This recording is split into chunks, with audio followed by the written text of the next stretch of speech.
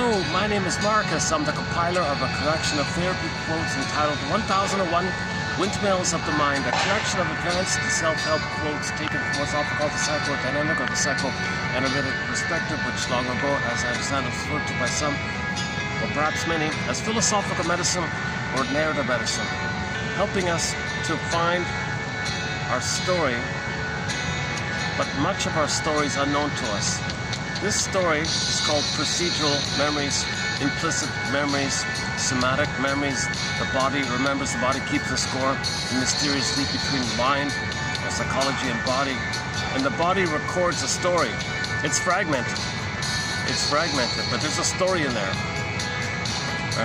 Now, this fragmented story called trauma, relational trauma, interpersonal trauma, developmental trauma, weaning trauma, betrayal trauma, which often fuses with some kind of shock trauma that may have taken place either in the womb or at birth, very commonly at birth.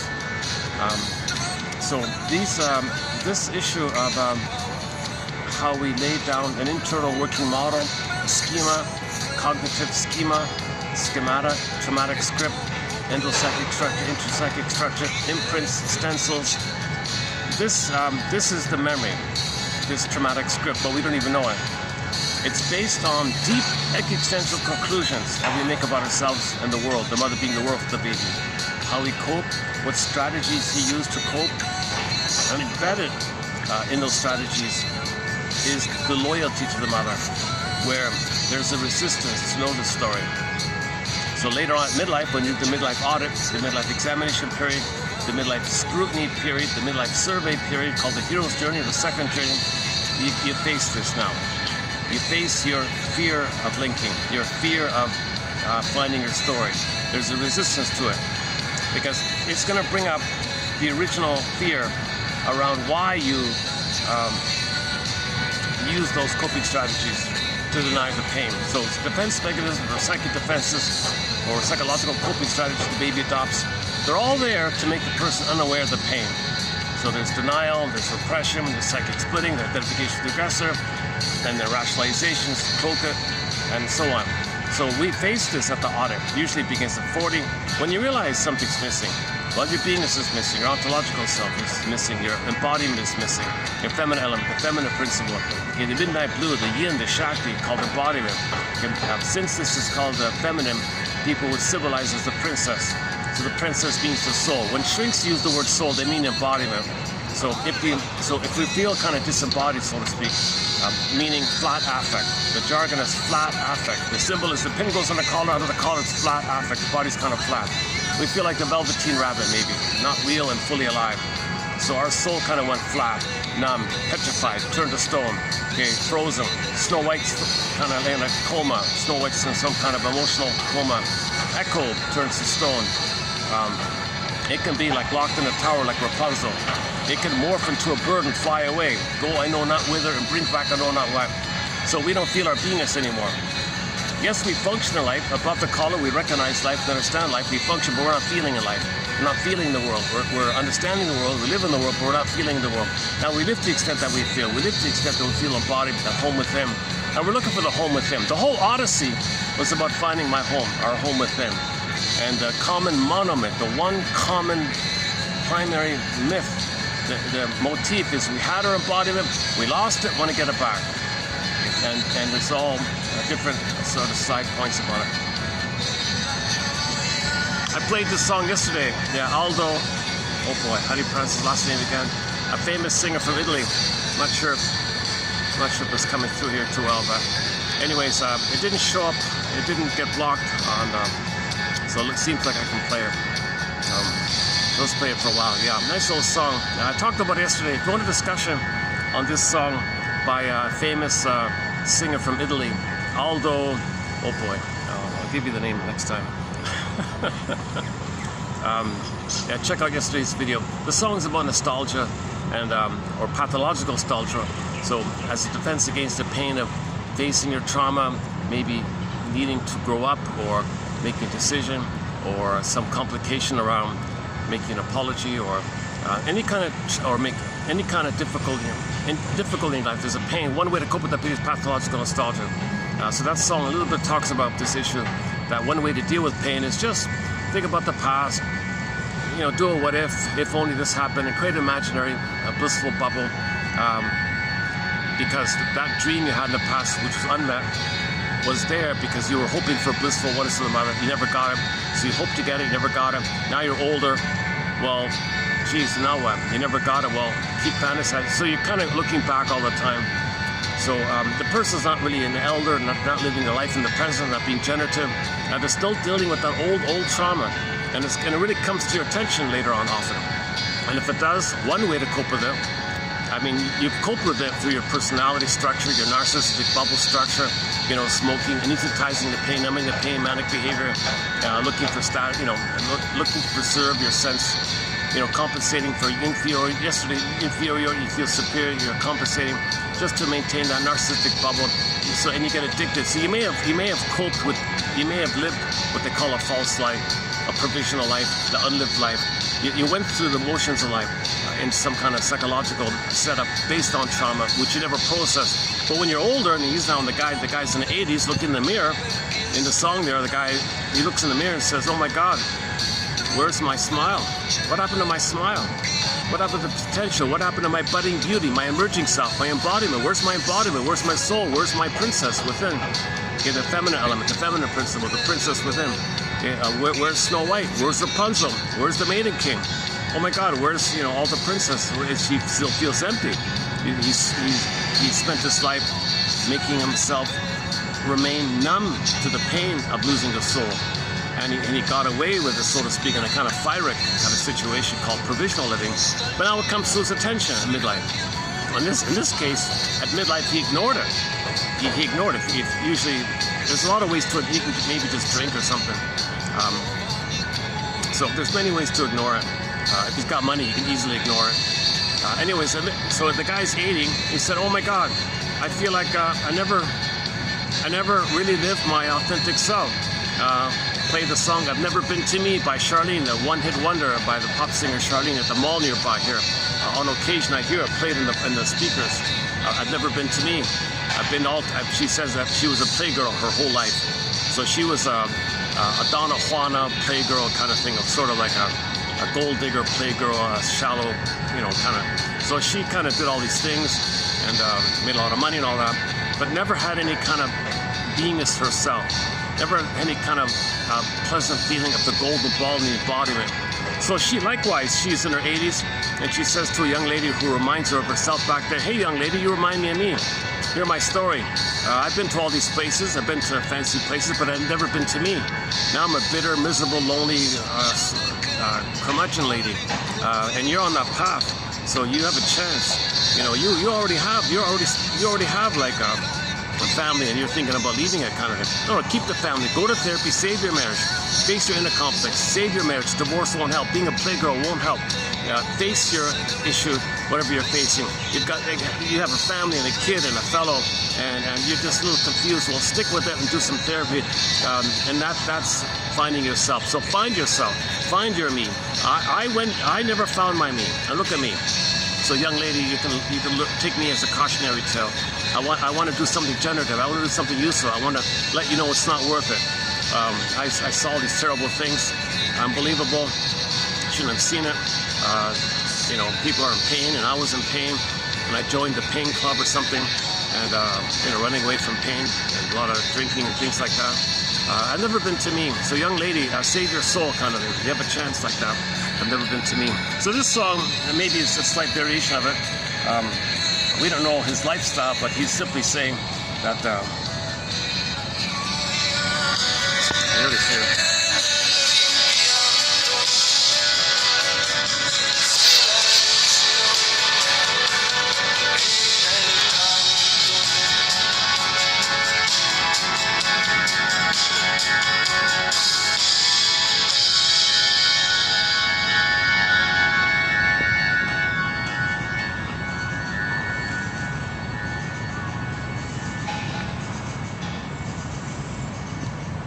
Okay, anyways, we talked about that a little bit yesterday.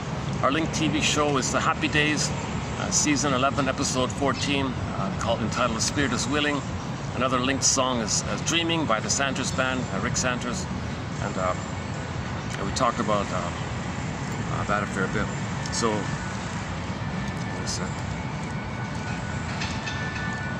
I'm a little bit improvising here. Actually, maybe I can go back.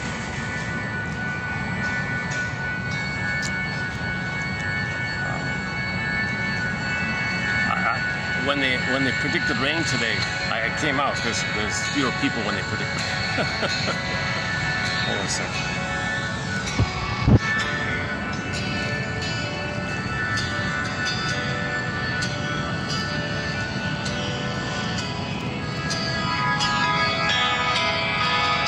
Let's just do it like this then. Is that better? A little bit better like that?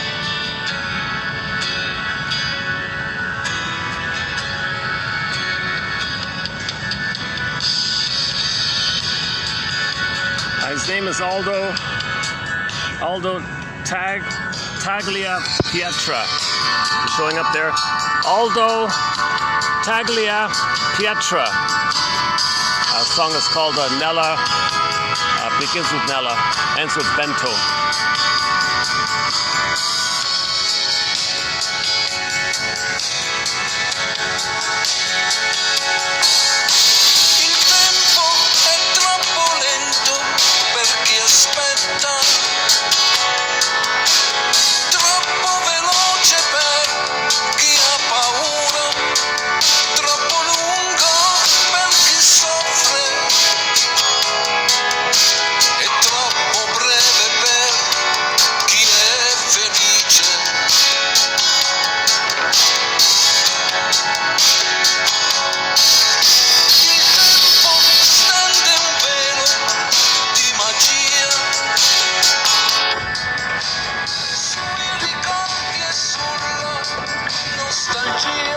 Sui grandi amori profumati di fiori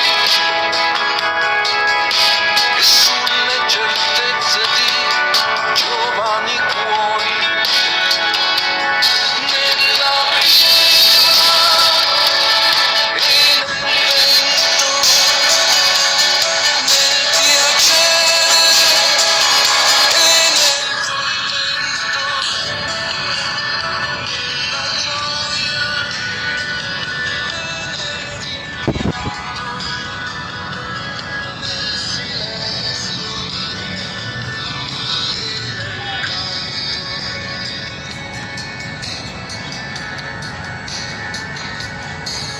Okay, so back to the opening premise, the opening theory here.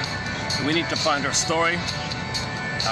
We need to even included in that story is why we created, not only how, but why we created. Well, the mother was impaired.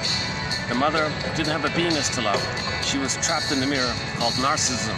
And we're going to open up with a quote on narcissism today. Well, I'm going to focus on a preview. I'll mainly be doing a preview of an upcoming batch, TQ 3041. It opens up with a quote on narcissism. I thought it wasn't bad, so let's take a look at it.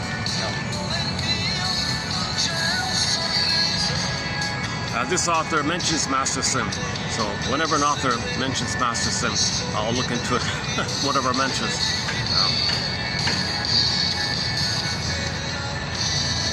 Okay, we'll pick up on the mother being narcissistic in a minute.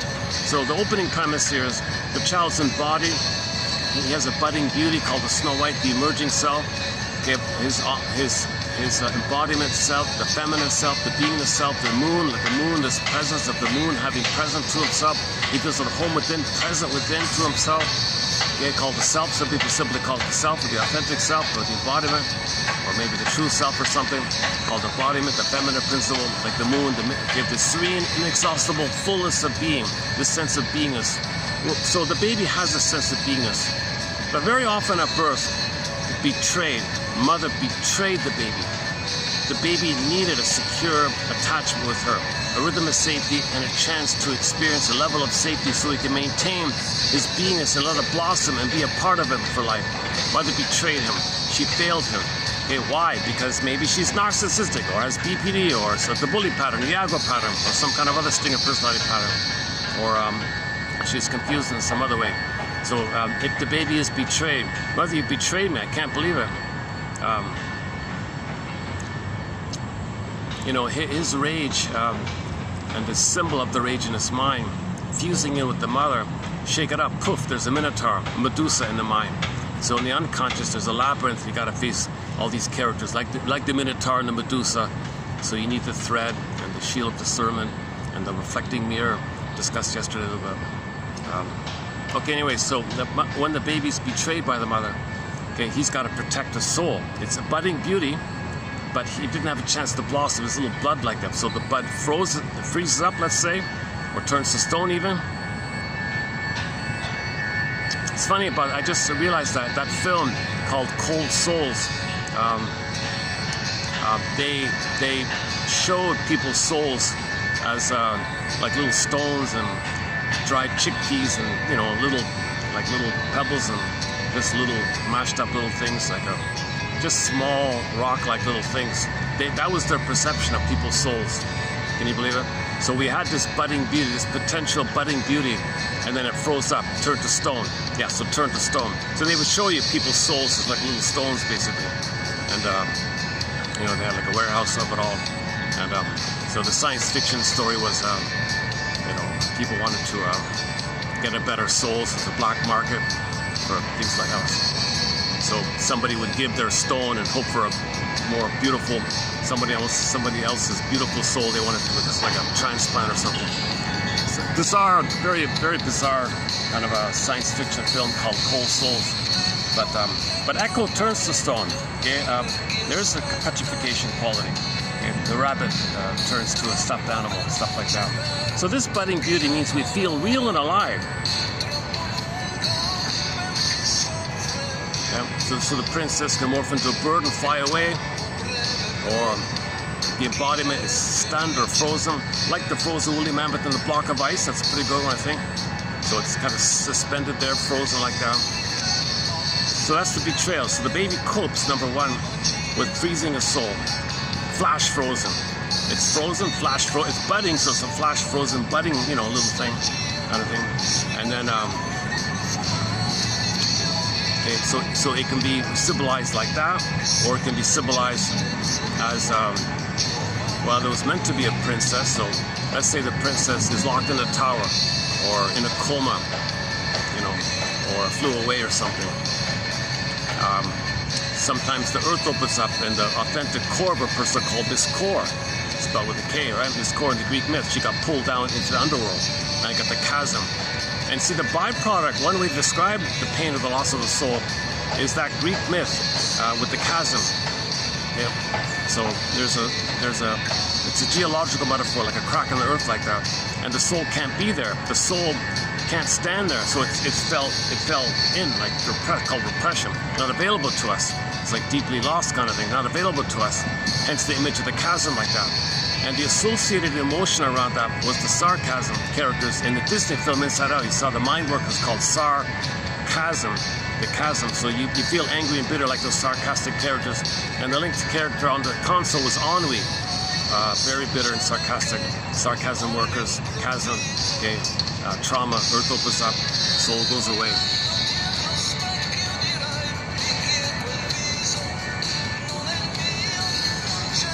So the motif of our soul not having a chance to be a part of us, it's lost. The motif of the exiling of our soul, or the soul being unavailable to us, like a gap like that. So we function, but we're missing the soul. It's somewhere, go I know not whither, bring back I know not what. Somewhere, that kind of gap like that. Okay, that motif is represented in so many ways in fairy tales. It's endless almost. So that's the opening premise. That when the mother fails the baby, the child has to flash freeze the soul and exile it away. And in the Greek myth, there's a chasm and psychic pain. Okay, one guy calls it the basic fault, the core fault. One person, this guru calls it the abandonment complex, abandonment syndrome, abandonment neurosis. This basic fault like that. This haunting, eerie feeling that something fundamentally wrong took place. Basic fault. And he means it like that. And then now the person doesn't know. The person's not going to know this because there's too much pain to know of. No one can process all that kind of pain.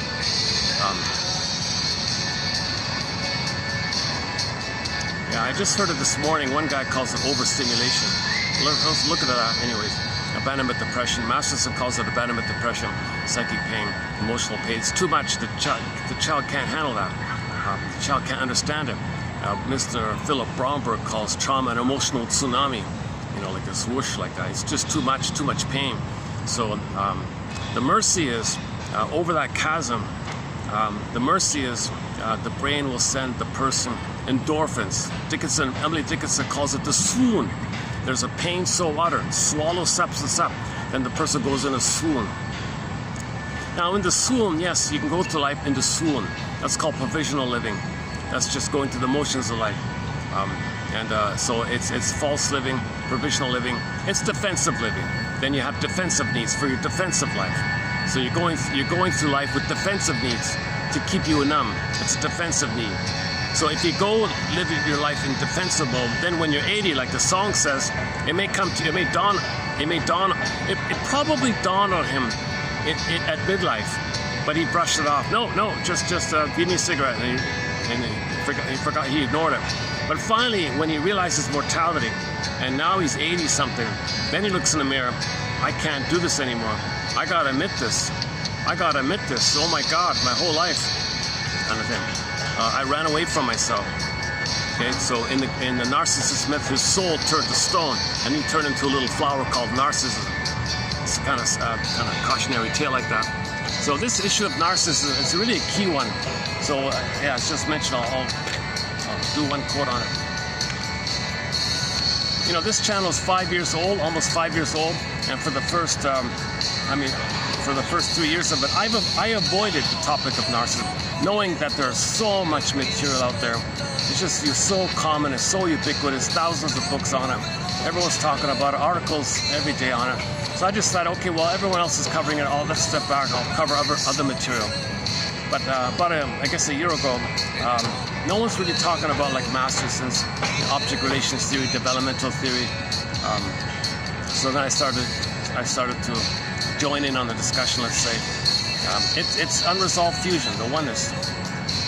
And I noticed a lot of people aren't really properly interpreting the myth properly, in my opinion, I guess.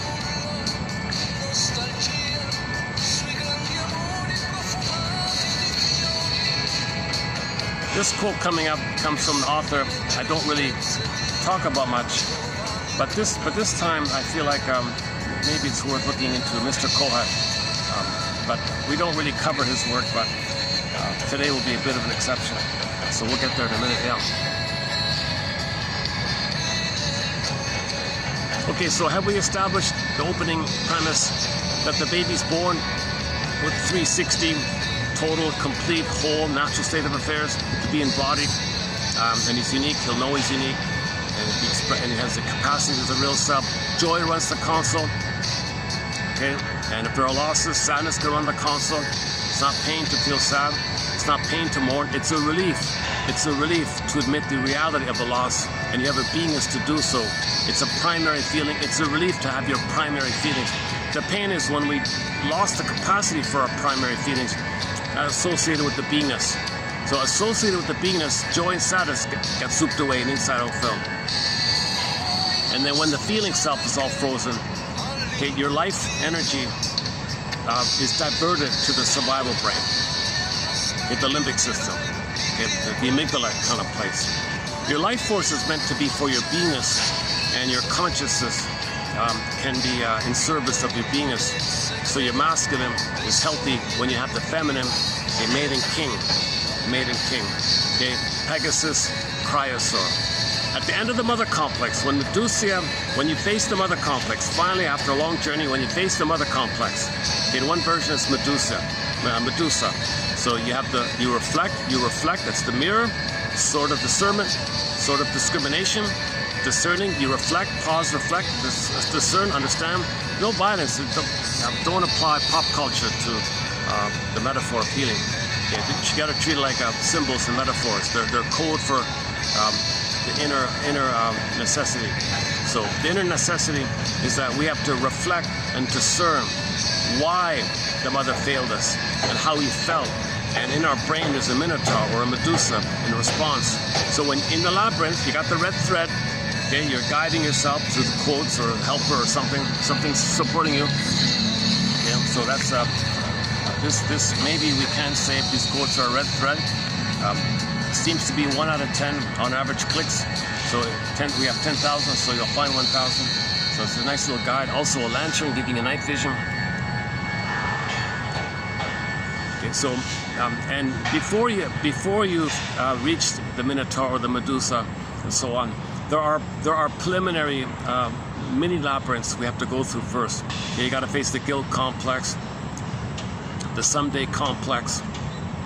Okay, if your neurosis is being hooked in with money, and often it is, there'll be a money complex and a few other complexes. You got to resolve psychic splitting. You got to face the chores of Baba Yaga. There's sort of preliminary things. Now, ultimately, the primal confrontation, Grosstein calls it the core prime. What do they call it? The object, the primal. I forgot.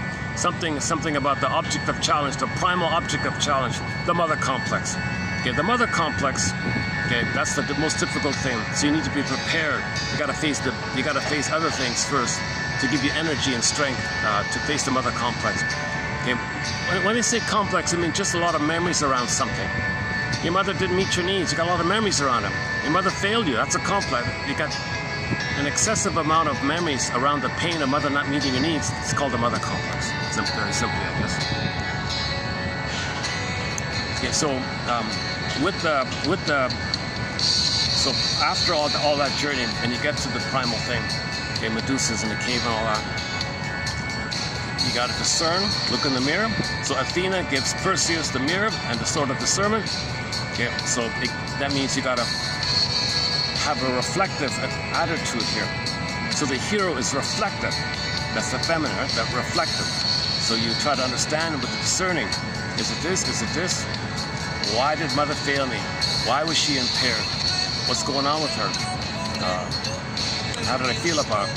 So anyways, finally, when you can parse out that you were enraged that mother failed you, and you get to that place when you get your mother's story and understand why she was the way she was. You got to get there's a lot of whys involved. Many whys are involved. I know people don't like that. Who cares about the whys? Get over it. No, you can't heal without the story. And a part of the story is the why. Why did mother not love me? Why did she fail me? Why did she betray me? Because that helps to have empathy and understanding for her situation, which leads to your feelings around her. And you got to parse out and get your feelings around her. So you need a level of story and why with the mother, okay, to admit to yourself. Like the fairy tale says, the good mother died at birth. In fairy tales, the common message is the good mother died at birth. So the good mother was in the uterus. When the baby was inside, she was a good mother. Paradise, loving, everything was perfect. It was heaven inside, right? Blissful feeling, blissful oneness, no stress, rhythm of safety. That was the good mother. Inside the uterus and inside the mother like that, she was perfect. She was heaven, Garden of Eden, Shambhala, Shangri-La, Nirvana, paradise, all that stuff. So she was a good mother. Babies need paradise. Now at birth, if there's a betrayal of birth trauma, cords are moved, placenta's removed, put on a scale, hormones go away, wrapped in a towel. Yeah. Okay, there's a whole topic about the birthing area. But if there is birth trauma and the betrayal of the birth, and the mother can't reestablish the oneness, the mother can't establish the symbiosis, often it's broken. The child will freeze up the soul at birth. That's the betrayal like that. So at the moment of birth, commonly, the child's sense of his mother being the good mother died. Now, the actual mother's alive, but he sees the same mother woman as the wicked queen now. They're not separate people. The good mother, bad stepmother, evil stepmother, good mother, they're not separate people. It's the same person, but the child sees it in a split manner. He can't understand it's the same person. It's called psychic splitting. He can't tolerate this. He can't tolerate the mother was loving, and mother betrays him at birth. Oh, that's okay, mother, you betray me because I forgive you. Baby can't have any kind of empathy or understanding for the situation. Babies depend and totally, it's kind of obvious he's helpless and passive. He trusts. He has an innate trust, an innate basic trust that mother will soothe him and meet his needs. But what does she do? She betrays the baby out of Some people call it an anniversary reaction. She unknowingly is triggered of how she was betrayed, and those feelings are coming up. To get away from those feelings, she identifies as the aggressor, sees the baby as herself back then, and she rejects her baby the way she was rejected, because one coping strategy to deal with pain is to identify with the aggressor. So the mother will be the active aggressor who shamed her when she was a baby. Now she's having a baby. It reminds her of when she was a baby, to not feel the pain coming up, being triggered by having a baby. She realizes, oh, if I play the mother who shamed me, and I shame my baby, then my baby won't have needs, and I won't be triggered. Something like that. Let me work on that. Something like that. It's called an anniversary reaction, or just another version. Yeah. Hang on. Let's try that again. Okay. So the mother's having a baby. As she's having a baby, she's got a baby. She finds herself very uncomfortable because she's being reminded unknowingly of when she was a baby, what happened to her. Now, a lot of feelings are coming up by the triggering response of being triggered of when she was a baby by having a baby. It triggers when she was a baby. So all those feelings and pain that's coming up in her, she can't deal with it. So one way to not deal with it is to project it onto the baby. Baby, you take my feelings, and I don't want these feelings. Repressed. So she just, and that's called like blaming and externalization, and using the child as a sponge, so to speak, and wants the baby to be seen as having the feelings that she once upon a time had. It's coming up at her. Oh, baby, you have needs. I once had needs. I'll see my unmet needs on you, and you have these needs. Those are my needs. But mother shamed me. I'll be the shaming mother. Now, if I'm the active shaming mother, then I don't get to feel the pain, because you'll play my pain, and you'll be the sponge of my pain. More or less, I have to work on that one. But the common one, besides anniversary reaction, I'm just experimenting with anniversary reaction. The common one is simply the mother doesn't remember. The mother doesn't remember that she was shamed by her mother. Okay? When there's trauma, we repeat. So in an attempt to remember that she was shamed, in her attempt to remember, she's trying to remember. So she has a baby, and she thinks, here's a chance to remember. Here's a chance to remember. The baby will play the role of her. She wants to know what happened to her, right? So she stages it. She reenacts it. The baby will play the role of her. She'll play the role of the shaming mother, and she'll replay the thing by acting out what had happened to her, but she doesn't know it. So then she observes herself. Oh, I'm shaming my baby. I see, that's my story. My mother shamed me. Oh, sorry, baby. Mother, why couldn't you get your story before you shame me? Why do you got to shame me to find your story? Why don't you discover it and have some intuition and feeling that your mother shamed you? Then you wouldn't shame me. Well, I didn't know that. I had to shame you to know that I was shamed. Oh, geez, now I'm traumatized. I'll see if I can make up for it. So when there's trauma, we repeat in an attempt to remember. The mother doesn't remember that she was shamed by her mother. Okay, didn't get a secure attachment style, traumatic attachment, insecure attachment. Okay, her mother was impaired likewise. Her mother was like the wicked queen, didn't want her daughter to have a soul, so she ate the child's heart. So she grows up and eats her child's heart, you know, and the mother gave her the comb and the laces and the apple, and then she does those same things too, intergenerational trauma. So someone's got to like observe and make the inference. So it's called repetition compulsion, a key thread in a key topic in our collection, repetition compulsion. And we've posted a lot of great quotes on it. Honestly, I can't think of a better source of a one-stop collection of the best quotes on this key topic called repetition compulsion right here in this channel.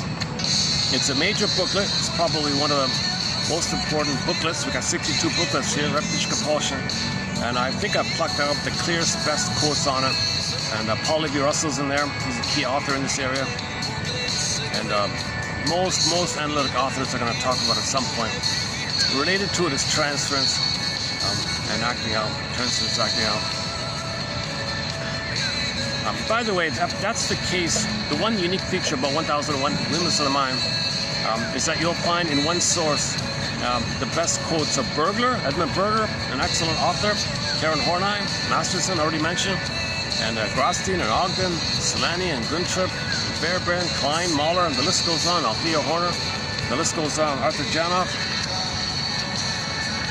and an assortment of quotes from other authors all the way through.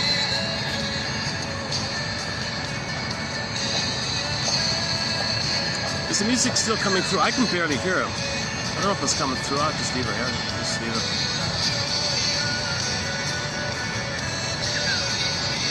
Yeah, let's just enjoy this brief time with the weather here between the rain and it's probably going to rain a little later on. Let's enjoy this time. Unfortunately, my other venues are all taken.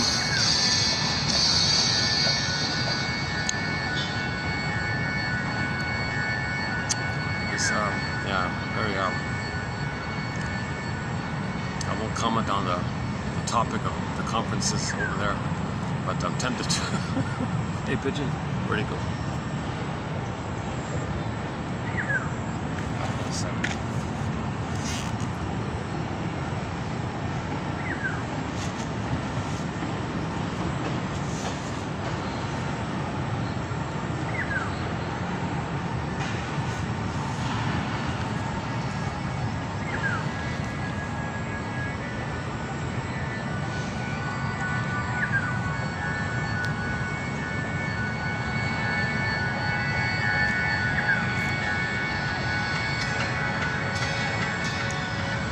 Okay.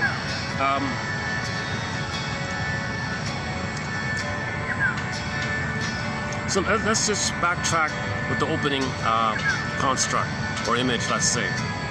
That the soul is frozen, missing, unavailable to us. We don't make sense anymore. Kirsten Wilson, in her famous speech called Ooh, My Soul, has a line in there. Excellent 10-minute speech. We often play it here. I won't play it today. But one of the lines in her speech is, if you're not in your body, you're not making sense, literally.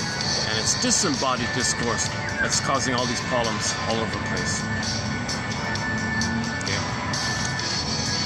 So Woodman's line is, when the feminine is wounded, the masculine is distorted. So the natural, normal state of affairs is that you have your beingness, mating king, and from the beingness you're doing, the king, masculine, doing. So masculine stands for doing. So you'd use the symbol of the masculine would be the king. Yeah. So the doing is an expression of the being.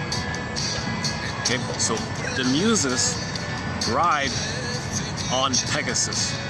When you have your being, the feminine element, the Pegasus, then you're doing, called the cryosaur or the muses, which is kind of like an active doing. And they can take different forms like the muses. But the cryosaur just means you're going to express and have the courage and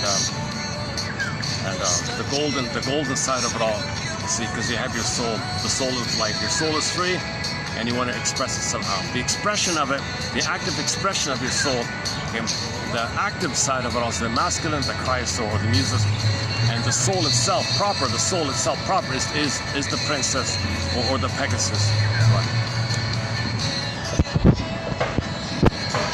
So when Perseus faces the mother complex and he parses things out, and what's complicated is sometimes he may see a part of himself as Medusa. Some personalities, they look at Medusa as their own face even. You know, that means they really crossed over. But usually not. Usually you can parse out the truth that you felt enraged by how your mother treated you. So the greatest hurt of all, the primal object of confrontation is called the greatest hurt of all, mother failed me. Okay. That's the most difficult thing for anybody to face, to admit that their good mother died at birth and they were raised by a wicked queen. The wicked queen is a code for narcissistic mother, impaired mother in some form or another. Emotionally unavailable, emotionally immature, however you want to describe it. Oh yeah, we have a quote coming up. I just found it last night. Hang on, what is it? Well, an old TV show. Oh, here it is. In TQ 3040, coming up in 3040, I just saw I like these, some of these old playhouses are pretty good. Because I'm watching The Twilight Zone, the channel gives you recommendations. So I didn't know this, but there was a show called Celebrity Playhouse. just 30-minute little skits kind of thing, like dramatic little dramas and 30-minute dramas. And I guess it included a celebrity at that time in the 50s, whatever, 60s, whatever. So anyways, I just saw one yesterday about a mother-daughter complication. Oh, that's good. We need more quotes about the mother-daughter complication. Okay, the episode is entitled The Fleeting Years.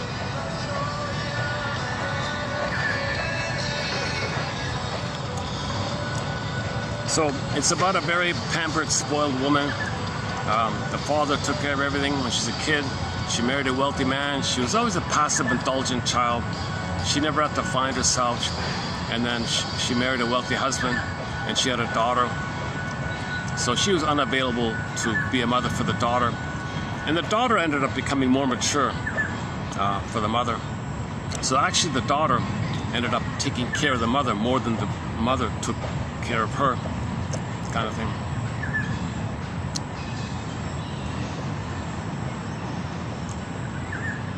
And she was always childlike. And finally the fellow passed away or something. She spent her money or whatever. So she was a gold digger. She looked for another wealthy man. She finds another wealthy man and continues the racket. You know, she's a very immature, now she's in her mid-50s or getting on to be 60s. She acts like a little child all the time, an entitled little pompous little child. Really boring to watch her. The irony of it all is she's not attractive at all. She's kind of a pedantic, bossy, kind of a pompous, arrogant, narcissistic. I have a hard time with the image of her being so desirable to men or something. But all the wealthy men chased her for some bizarre reason. So when the first wealthy husband passed away, as a gold digger, she found another one. She scooped them up easily, very quickly, and was pampered again.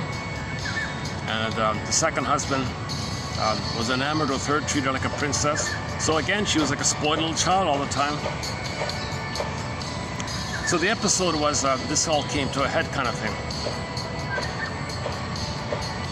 And somebody called her out on it. And this ended a little chaos, a little soap opera kind of thing. So the resolution was, okay, she gets it. She got enough. She got enough mothering from the family original. I mean, she got enough pampering from the first husband, the second husband. She was, and the daughter took care of her. Everyone took care of her. She was just constantly pampered all the time. So finally, around 60 years old, she felt, you know, maybe I can start to grow up. So she got her first job. She worked as a waitress in a restaurant or something. She got her first job, a sign of autonomy. So she began. She was a late bloomer, I guess, but she finally began to grow up, kind of thing. And things got better eventually. It's kind of like now Voyager. Now Voyager, seek thou forth and find yourself. So she broke free like that. Anyways, the line in the show was from the daughter to the mother. You know, mother, psychologists are always railing against mothers who won't let their children live their life. Our relationship, mother, ours is one of life's little switcheroos. I've been more mother to you than daughter. So think about that, eh? I think a lot of people might relate to that. I think a lot of people, it sounds too simple here, but if pause for a minute. It may be that a lot of people, adults, really were functioning more as a caretaking role for their parents. They didn't realize it at the time. They've been brainwashed otherwise. Mother knows best. But you were taking care of her while she was bombarding you with mother knows best. You were actually taking care of her. Life's little switcheroos called childhood parentification. So even back in the 50s, they talked about childhood parentification. The mother parentified the daughter. All right, daughter, you be my mother. My husband gives me the material, but you give me the emotional. So life's little switcheroos. What do you call it? Okay, we'll get there. Actually, maybe there's a thought. No, okay, there's another clip I saw. When we do the narcissist topic, if I'm on, I'll check if I'm online. If I'm still online, I want to play a new clip in relation to narcissism. It's a funny one. So somebody remind me. It's from the Bewitched show, the classic comedy Bewitched, right? Starring Elizabeth Montgomery. A fun kind of show, right?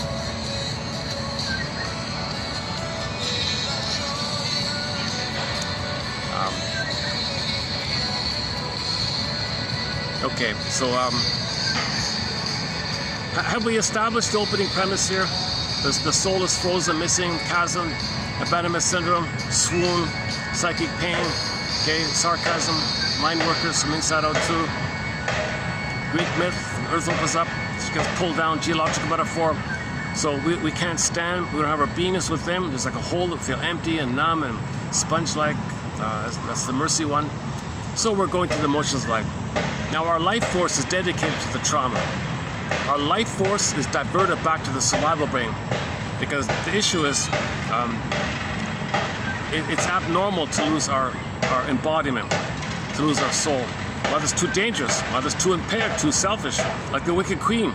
Rough handles the child, poison apple, poison cone. Okay, oh my God, mother's too, so it's survival. So it's a question of survival with the mother. Now the child's stuck with the survival brain perspective that it's the jungle kind of thing. Okay? So the memory of the jungleism, meaning the baby thought he was going to be a goner. Mother didn't meet his needs. When the mother was impaired, disattuned, malattuned, unavailable, used the child, petrified the child, switched her. He thought he was going to use a gun. Mother, I can't be your mother. I can't be your mother. Kind of thing. So this is in the imagery. The memory is it's like a wild jungle in there, a wild, chaotic jungle in there in the mind like that. So this is a trauma like this. So he wants to. It's called repetition compulsion. Reenact the thing with the mother, hoping for a healthy mind, a peace of mind. He's got to reenact it. So he looks for symbolic recreations because that part of the brain doesn't know time. But since there is time, no symbol of mother can be the actual mother. So you're always dwelling in the survival brain. So now the life force is dealing with this loop, this imprint that the mother shamed the baby.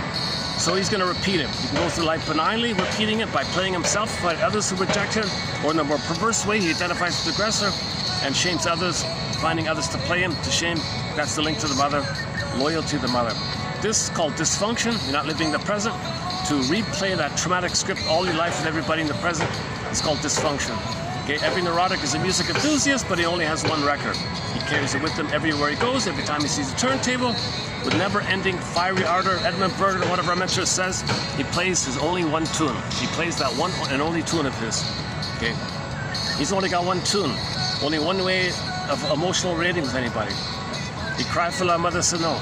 Imagine that pressed on a 45. He carries the 45 with him everywhere he goes. Every time he sees a turntable, okay, he runs to the turntable and reels off that record.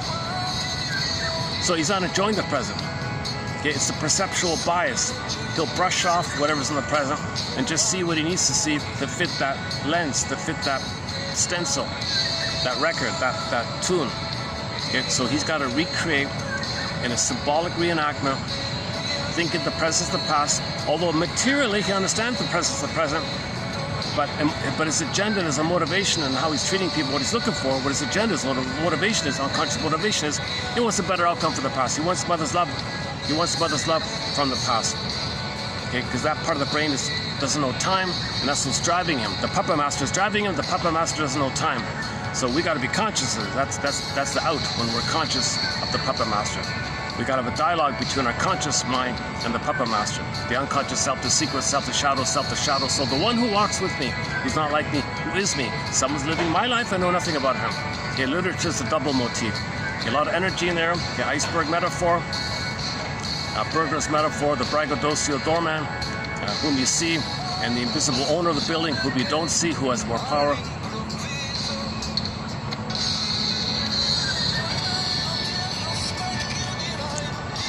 Yeah, a little luck today with the rain, because everything's wet around here. So usually there's people all around.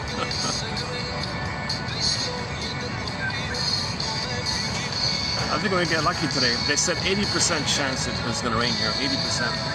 Oh, those are pretty good odds. Yeah, okay, I'll take it. So I get on the SkyTrain to come down. Okay, enough about the SkyTrain. Why do I talk about the SkyTrain so much? I've never looked at it up. I often mention the SkyTrain.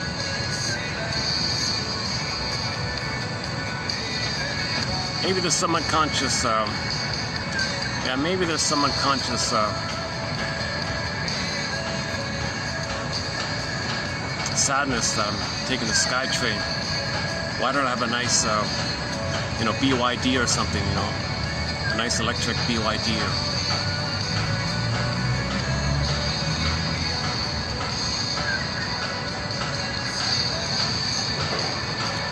Nice, smooth, quiet. They're called here. They're called the Dolphins. Nice little cars, really nice cars. I'm on the SkyTrain. So maybe there's a part of me that's,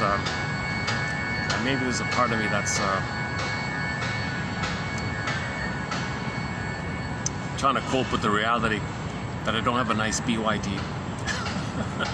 build your dreams. That the brand name of the car, BYD, Build Your Dreams. Excellent car, I think. I don't work for them or anything. I'm just looks like a nice car.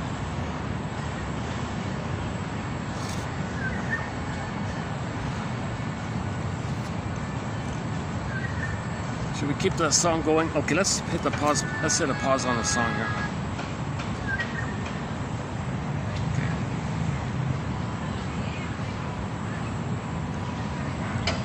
Okay, when I do the preview, I'm gonna let the phone read out the quotes.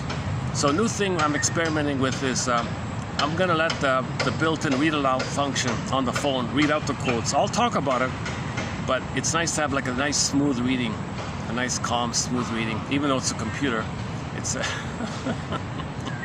it's maybe a little unreal or something.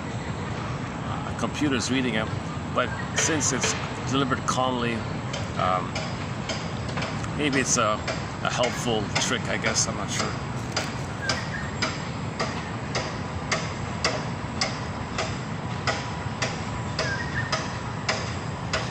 It's a benign, helpful trick.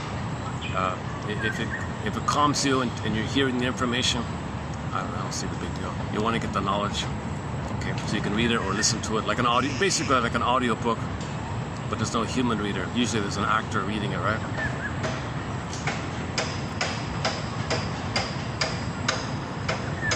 You know, ironically, yeah, that, okay. So we'll get there. We'll get there. I want to feel like I've laid down the opening premise. Okay, so the embodiment's frozen, and our life force is in the limbic system. So once again, the brain has three parts, the 3-in-1 brain. Okay, so our brain has three parts. We know this, right? The triune brain. Okay, nicknamed the crocodile. The puppy, and the thinking cap, or the cortex. So the first one is the survival stuff. Visceral sensations, only cares about survival. Amygdala, stress response, like that. So we nicknamed that part of the brain, the spine, the tip of the spine, the amygdala, the almond-shaped part, that whole ancient kind of part. Janov calls it the salamander brain. I've been calling it the iguana brain. Others call it the frog brain. Others call it the lizard brain, or other people call it the crocodile or alligator brain. Take your pick. You can nickname that part of the brain after any of those kind of cold creatures, because those cold creatures only cares about survival, reproduction, survival, that's it. So that part of the brain, it's kind of analogous. It's basically analogous. That part of the brain only thinks about keeping us alive and reproduce alive, like that. So it's mainly the survival brain. So that's like, and the language is visceral, it's cortisol, and you know, adrenaline, and telling you to run or something, telling you to escape or something. If you're back to the corner, I guess that's the fight one. The baby can't fight with the mother, so he's got fantasies. So there's a lot of problems like that. Okay, so so it's visceral. Although we call fear and anger and shame and disgust and all those unpleasant feelings. Although we call it feelings, technically speaking, they're more like visceral sensations, physiological responses. So, but anyways, but millions and millions or billions, who knows, whatever, we develop a human body, warm body. There's the love and affection and family and feeling and play and affection and creativity, joy and spontaneity and enjoying the present and enjoying nature and creativity and laughing, and you don't see frogs laugh or anything. So we're mainly the middle one, right? We're mainly the feeling self. Okay, the embodiment, the feeling self. So joy and sadness run there. Joy runs the console. Okay, sadness can run the console sometimes. Those are the primary feelings. Those are the feelings proper, primary feelings proper, right? Interest and curiosity and affection and delight. Quote unquote, the human side of being human. All the good stuff is kind of comes from there, including sadness. Sadness is it's a healing response to get the cortisol out of your system. Now, I just learned recently that when you cry, from an emotional point of view, cortisol is in the tears. So you're getting the cortisol out of your system. That's why you feel better. You don't feel so much stress on the primitive brain. The primitive brain floods you with cortisol. They're all stressed like that. Hyperstimulation, hyperarousal, hypervigilance, stress. Oh my God. So if you cry, you can get some of that out, kind of. Yeah, and then the thinking cap. Oh yeah, so the feeling self, you can nickname the feeling self after your favorite mammal. Okay, you can call it whatever, take your pick, the golden retriever mind, the puppy mind, or the whatever, the horse mind, or whatever you want. The stray cat mind, I don't know. Any mammal that's warm, has families, has kittens or pup, has family and affection, nursing and things like that. Those other creatures, there's no family there, right?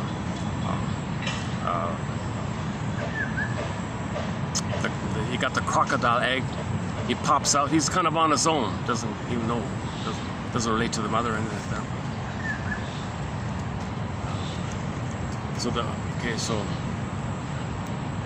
And then the thinking cap, the cortex. The cortex came online roughly 200,000 years ago, according to the science fiction film The Forbidden Planet, and other people make a ballpark reference to somewhere between the estimate is somewhere between 150,000 to 200,000 years ago, we grew the cortex. Before that, we were Homo bodoensis by one theory.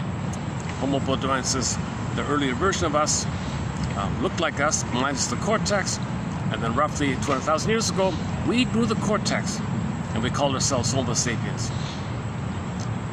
This happened in Africa somewhere, and then we spread around all that, and then due to climate and diet, lifestyle, over a long period of time, there were trivial biological variations.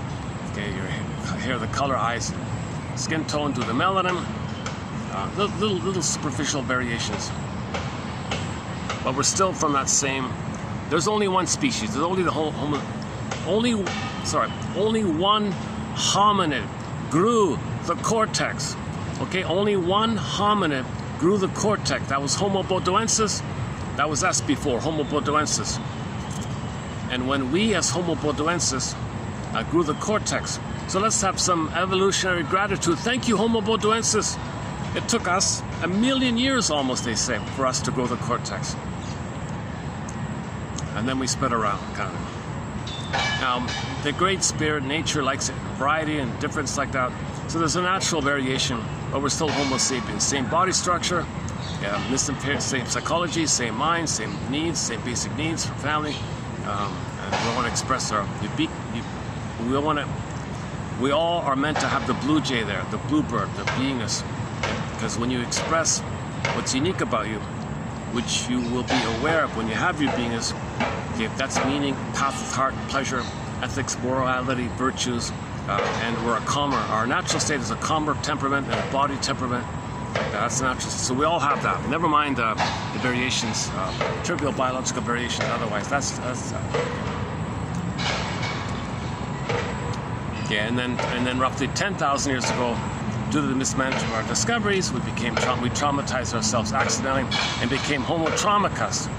So we became Homo traumicus roughly 10,000 years ago. whatever you want to call it, homo neuroticus, homo anxieticus, homo dysfunctionalicus, homo sequens psychoticus. One guy calls it homo economicus, homo short-sellicus, because we're plundering the planet. Because at that time we went from village to pillage, global village to global pillage, and we've been plundering the planet for a quick buck kind of thing. Because so there's a whole, oh boy, okay. On this point, there's a 7.5-hour branch line on this issue of the transition from the tolerant personality to the prejudiced personality, in order to function in, to be a functionary from that transition from village to pillage. So tolerant to prejudice, and the babies thought they were plundered, so they plundered the planet. That's a major one. It's a 7-hour video to do that, and I always feel a little emotional because there's so much material. I just feel we talk about prejudice, and we talk about as above, so below. Our behavior outwardly is a reflection of the traumatic state. So the traumatic state, and then you'll know it by our behavior outwardly.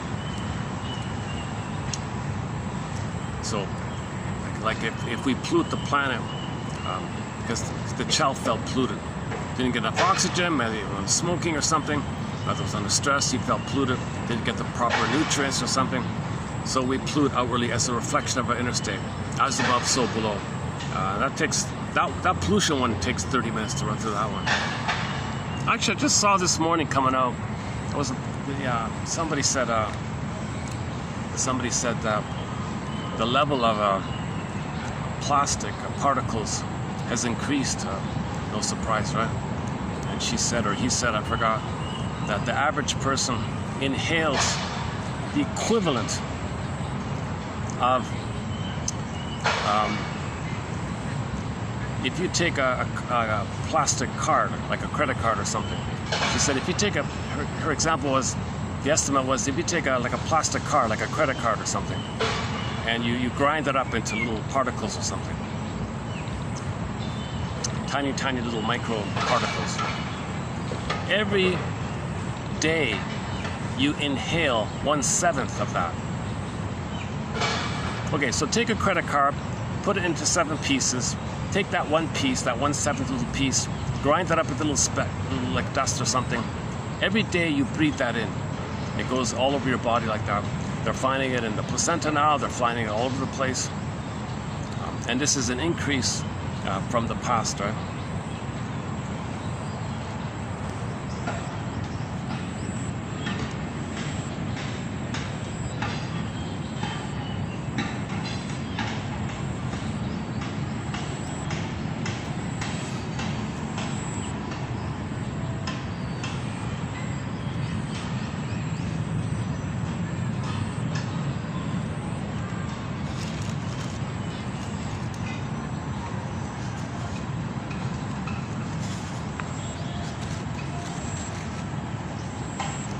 You're not allowed to feed the pigeons, but you can film them, obviously. Yeah?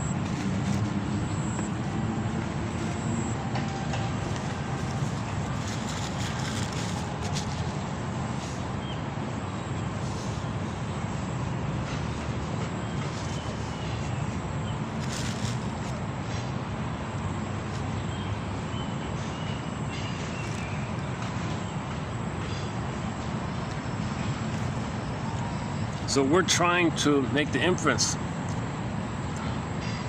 that there's a negative thing going on. If mother's stressed or smoking, she pollutes us. So we pollute the planet.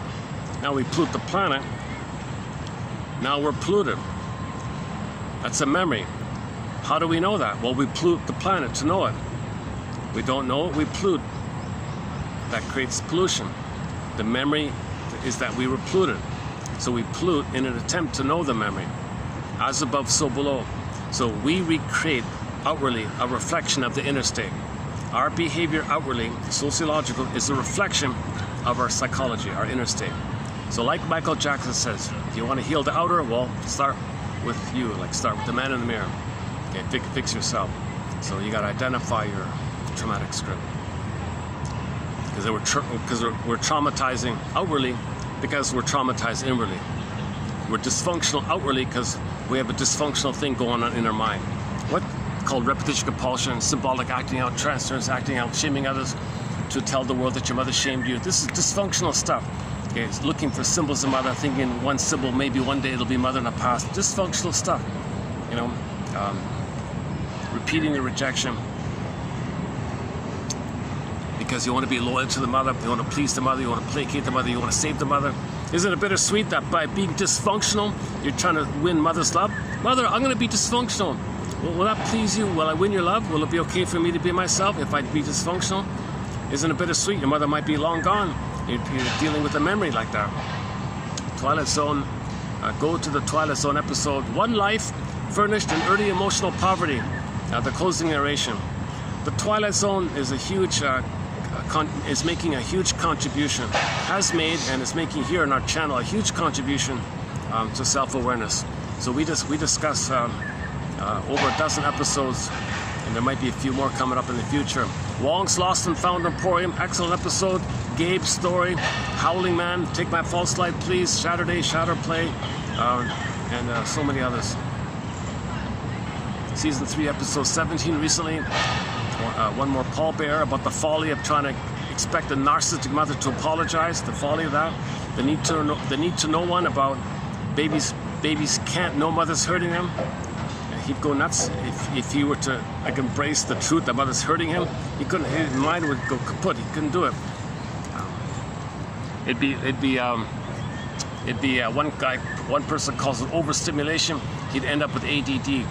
So you can't concentrate. Too much stimulation, the cortex shuts down. Too much fear, too much stimulation, overstimulation. That quote's in the pipeline. That one coming up.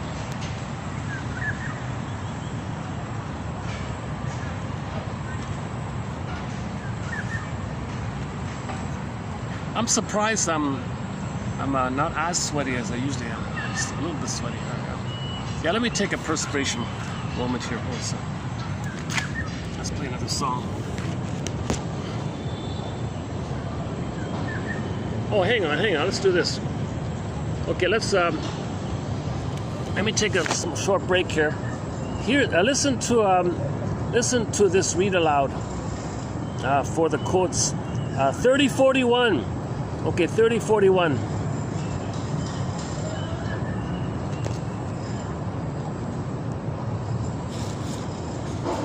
Kohut S. Mirror. Idealizing.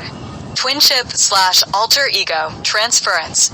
Together they constituted the narcissistic transferences, or, in later parlance, the self-object transferences.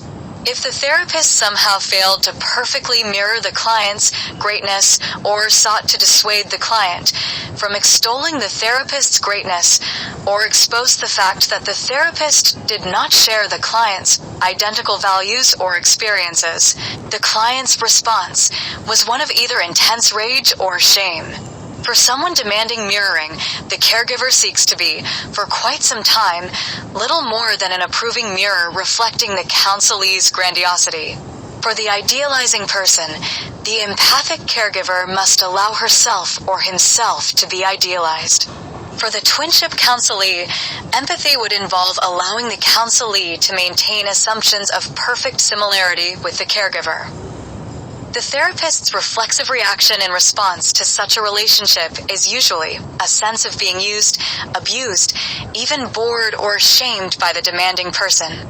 Kohut came to realize that the narcissistic person does indeed use the therapist, along with other people and objects, not with malicious intent, but for the purpose of buttressing a fragmented self.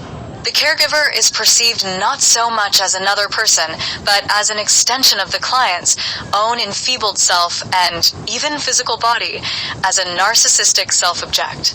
Narcissists become ashamed and enraged when the self-object, the therapist, does not respond in the way they desire. This is the perilous nature of the narcissistic transference. Masterson's, his theory of the borderline dilemma. The mother of the borderline person, since the time of her child's rapprochement subphase of separation individuation, has rewarded regressive, clinging behavior while withdrawing her emotional approval for the child's attempts at separation individuation, or, better, self-expression. The mother has unconsciously received gratification from the fact that her child remains tied to her apron strings, even though she fails to give the kind of mothering her child needs to achieve autonomy. The fathers in almost every instance remain highly passive men, usually physically and always emotionally absent from the family's life. Approval is withdrawn for separation individuation, and mother and child remain locked in symbiotic union, while, we might add, the father and child become entrenched in a pattern of ambivalent distancing or non-relationship. The child learns to disregard inner drives for separation individuation from mother, or again, we might add, for nurturing relatedness to father, in order to receive the emotional supplies required for survival. This, for Masterson, becomes the central borderline dilemma. The child needs parental nurture in order to grow, but if he or she grows, this nurture is withdrawn, and the child faces abandonment / typically the mother's, but in some cases the father's, are themselves equally terrorized by abandonment depression and perceive their children as parents, peers, or objects, clinging to them to protect against their own fears of separation. As the emotional energy previously used for defending the young person from the abandonment depression now becomes available for creative use, new interests begin to emerge in music, art, athletics, medicine, which the caregiver seeks to support through a process Masterson calls communicative matching. Here, the therapist confirms the validity of the youth's creative interest by sharing bits and pieces of the therapist's own, perhaps limited, knowledge of the subject. While the caregiver avoids becoming a cheerleader, the intent is to allow the young person to find confirmation of creative interests that he or she takes the initiative to explore. In addition to sharing what he knows of the topic of the client's newfound interest, Masterson here also begins to share lessons from life, bits of wisdom, such as the more the work fits you, the better it will work and the more you will enjoy it, or experiments are necessary to find out what you want, or it takes time and experimentation to establish a good relationship, or one has to mourn the loss of one close relationship before being able to undertake another. Signs of health emerging. Capacities for spontaneity, joy, vigor, and excitement. A sense that one is entitled to experiences of mastery and pleasure. The ability to identify and pursue one's unique wishes and to sense when one has coped effectively in achieving them. The capabilities of soothing one's painful feelings, sensing continuity in time, and persevering in one's commitment to a relationship or goal, expressing one's creativity. Experiencing intimacy and communicating oneself fully in a close relationship, without undue anxiety about abandonment or engulfment, and the ability to be alone without feeling abandoned.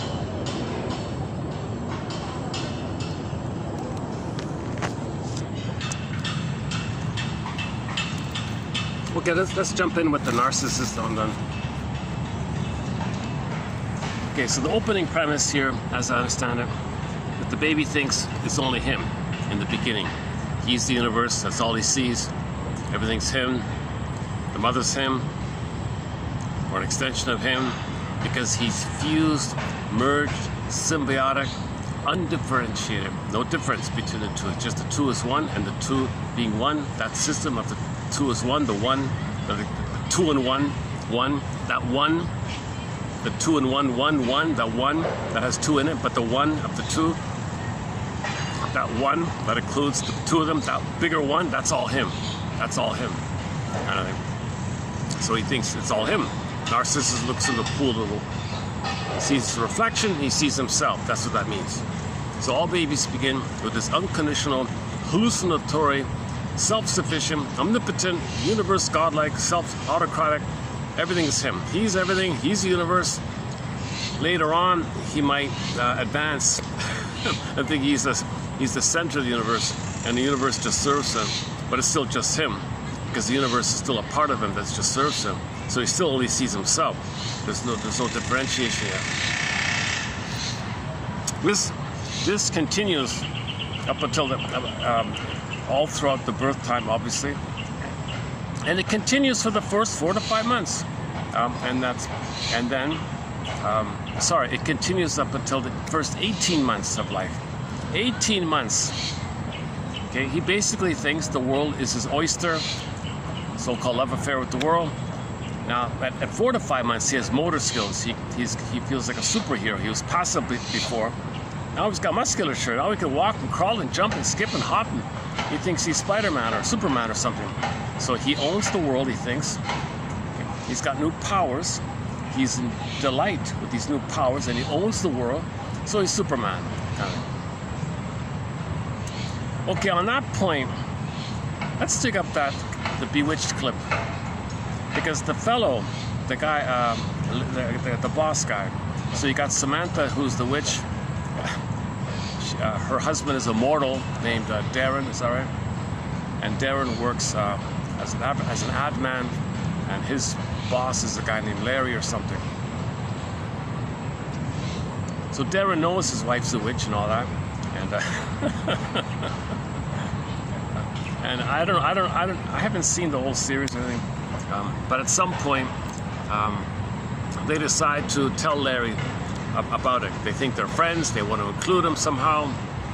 So there's a scene where they announce to Larry, Larry, I got something to tell you about my wife here. Oh yeah? She's a witch. What? What are you talking about? She's very nice. And then it goes on. But when when it finally, okay, I'm gonna wreck. I don't want to wreck her. But this point about infantile megalomania, he owns the world, he controls the world. Yeah, that Larry. And then the added point is when he's so stimulated like this, and he's not going to be mirrored, he's not going to get what he wants, he'll be enraged. So you saw the rage. So you'll see his rage at the end. Now the rage can take two forms. He can act out like that, or he can numb the overstimulation with alcohol. So either Larry's going to take a drink, or he's going to shout it, or he fires his buddy, right? He fires him. You know, he gets angry like that because his grandiosity, he couldn't have it, right? All babies are meant to have it. So he thought for a minute he can have it. If once he understood that his friend's wife has these magic powers, he thought he could have it, right? So he reclaimed that lost dream that once upon a time babies were meant to rule the world. Okay. Enter that obnoxious song, "Everybody Wants to Rule the World." First of all, no, that's not true. Not all babies are traumatized prior to 18 months, but many are. And this Larry guy is clearly one of them. Very clearly one of them. Larry was traumatized before 18 months, and he wants to, that's an unresolved, unfinished issue. He didn't get that phase where he thought he ruled everything. Why? Because mother rebuffed him. Mother shamed him and rejected him, wasn't around for him. And if the mother rebuffed him or didn't allow it, then that's an unmet need. And when needs are not met, we have this secret kind of hope that one day maybe they can be met. So he finds out that his friend's wife is a witch with magic powers. And he thinks the two of them can, that with her help, he can rule the world.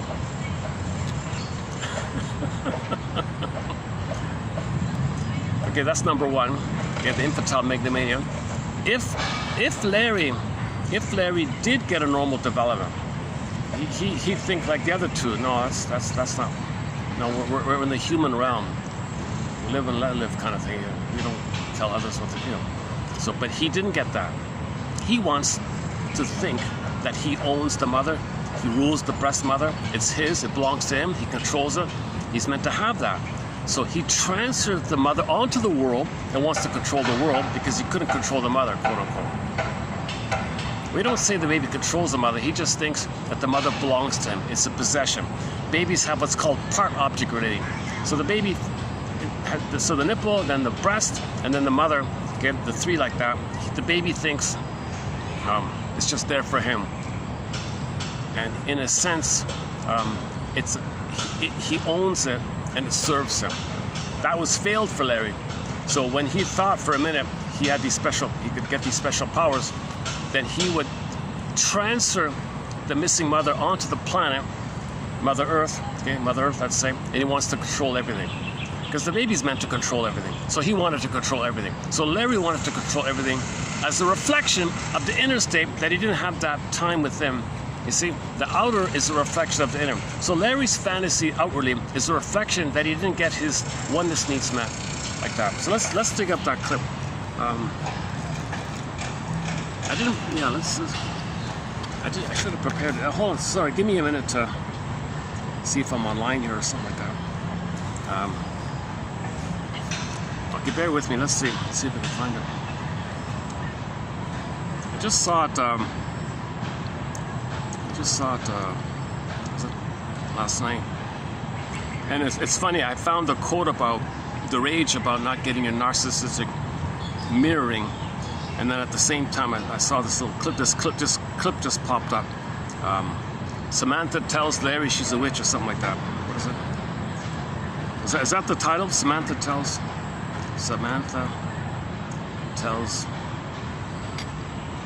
Let's try that. Samantha tells Larry.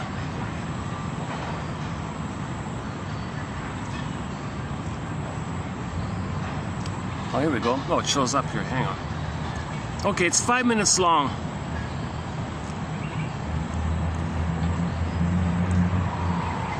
Oh, this clip just... Oh, maybe it's just a repost. Okay, watch this clip. Okay, so let's do a preface here. So... I lost it. Boy, this phone is so sensitive. I get it back. Okay. Is it showing up here? Okay, in the middle, there's Samantha. Okay, so she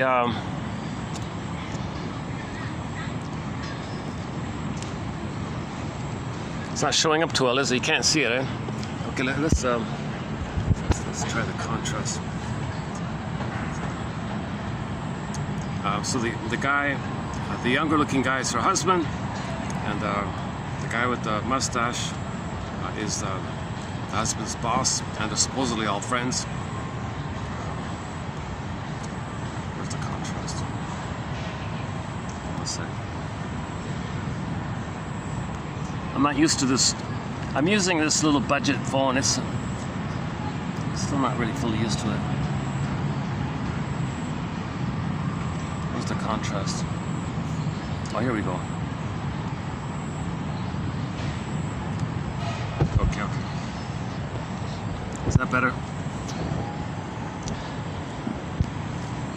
Okay, so the show was called Bewitched from the, I don't know, 60s or 70s or something. And, okay, so the guy on her right, that's her husband, Darren. So he's immortal and all that. And he's trying to encourage her to come down to earth and join us. She wants to join the human. She wants to join the human like that. Sometimes she uses her magic and all this. She's considered like a heart-based kind of friendly witch like that. She doesn't hurt anybody. Anyways, Darren works for the guy on the other side. Okay, so the clip is they're gonna tell their friend that Samantha's a witch. And check this out. Okay. We have something to tell you. Let's see if I can guess. My guess is he'll never guess. I think we'd better sit down. Sure. It's still, you're not seeing it, are you? Hold on a second. Let's try. Let's get more contrast here.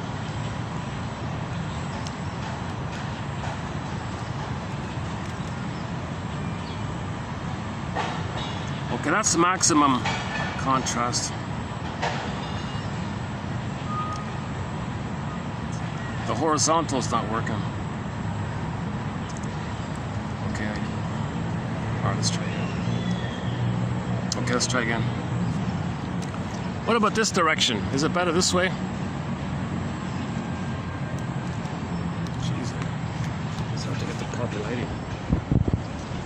Well, if you don't see it too well, just you can look it up, right?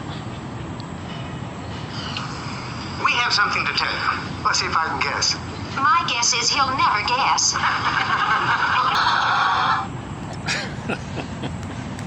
Okay. So he dealt with the overexcitation, the overstimulation with the rage outbursts because his narcissistic need was denied. So that rage he had, firing his best friend and all that, okay, that's for him to know. That's for him. Oh, Jesus. That's for him to know the rage he really felt with the mother. So he can make the inference that great hope he felt, that great excitement that he felt, and that great anger because of the rejection, that's a replay of the past which he forgot. So he's meant to make the inference that his mother was alluring and promising, that he was meant to have that time with the mother, feeding, nursing, feeding, Superman feeling, owns the world feeling. The mother's meant to allow the child to have that, but the mother rejected it. Now it's coming up again, it's rejected again. So he's being triggered of the past. He's being triggered of the past. So he's got to make the inference to be a detective. Oh my God, this thing here is bringing up what happened in the past, as above, so below kind of thing. So he's meant to know that he didn't get a secure attachment style with the mother. If anybody has fantasies like that, okay, wow, Jesus. Okay, that's code for the person didn't get the gratified time, the age appropriate time. That babies do think they rule the world. They own the mother. The mother's a part of them. The mother does whatever they want. Okay, baby makes a gesture, mother responds. Okay, baby has a need, mother responds. Everything it's all baby led, right? Up until 18 months, whatever the baby needs, mother responds like that. So it's natural in the uterus. That's why she's the good mother. But at birth, she turns into a wicked witch, kind of thing. So from birth to 4 to 5 months, the mother's job is to provide an extended symbiosis. Okay? The rhythm of safety, sees the baby, soothes the baby, okay? Recognizes the baby, accepts the baby, gives the baby skin to skin, natural feeding, loving gaze, warm embrace, everything's smooth and soft, and so on. And then when the child has motor skills, roughly more or less between the ages of 4 and 5 months of age, the child has motor skills, and that corresponds to the child wiring in, okay, the experience of the mother. Now the child has what's called the soothing interject, the holding interject, the internalized good mother. So how the mother treated him, he can treat himself. Whether soothed him, he can soothe himself. Whether it was present to him, he can be present to himself. Whether recognized and accepted him, he can recognize and accept himself. So that's part of the development. Now from 4 to 5 months to 18 months, with the motor skills, it's now kind of dispersed. The mother now, the whole world is the mother, basically. So he still owns the mother. He still rules the mother, quote unquote. Now he rules the world, kind of thing. Famously known as "the world is my oyster."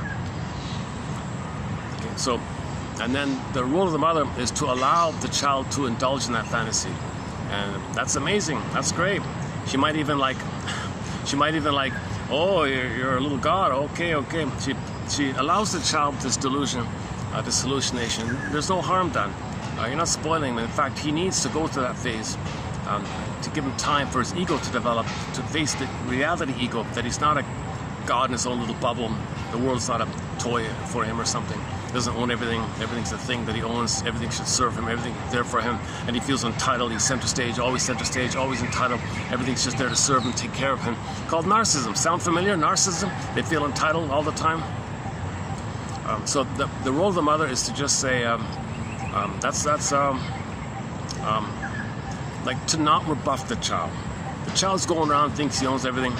All she's got to do is gently distract him so he doesn't hurt himself, just put the fork in a socket or something, things like that, and just allow him that kind of thing. And the child's going to see that the mother accepts and sees that not only is he Superman and he owns the world, but he's a unique Superman who owns the world. So that so the child's got to accept this kind of thing. So the mother's attitude is gee, every super baby is unique, and my baby is unique. Nature's greatest miracle. What a mystery, what delight, what a delight. And she has pleasure in this phenomena. She has pleasure in this mystery. She has pleasure in this experience. Life's longing for itself, the great mystery like this. And the child's unique. And the mother recognizes the uniqueness of the child, and she sees the uniqueness, and the child sees that she sees it. And that's part of it as well. So if that goes okay, fine. At 18 months, the narcissism goes away. So Larry's a covert narcissist, whatever. Larry's obviously feels entitled. Now he gets away with it because he's the boss of the company or something. So he can always indulge in that. He owns the company, or rules the company, or rules the employees or something. He always has it, but it's never enough. Always never enough, right? The greed is insatiable, so he wants to rule the world, kind of thing. Because he can't rule people outside the office, right? He wants to rule everything. Because the baby ruled everything. The mother was everything to the baby. That's why he wants to rule the world, this idea of everything. Okay, so if the mother can get the child to 18 months, you see, then his ego develops. He's not stressed out with the fear of that time, and he's frozen there. You don't want the baby to freeze at that kind of state. He's got to reach that 18-month landmark. It's a milestone. It's a milestone to get the baby developmentally post 18 months. Because then the child says, oh, I see. I'm not a little god, and the world's like a little bubble to serve me. I'm a human, and others are humans. And there's the real world and the real delight of real human-to-human connecting. A relationship. Well, this is way more pleasurable. This is way more embodied and fun. This is human-to-human love. Now there's love and affection and gratitude. Now there's the human realm. So, right, so Darren is in the human realm. She's the magical realm. Maybe a little bit like that. Is that a raindrop?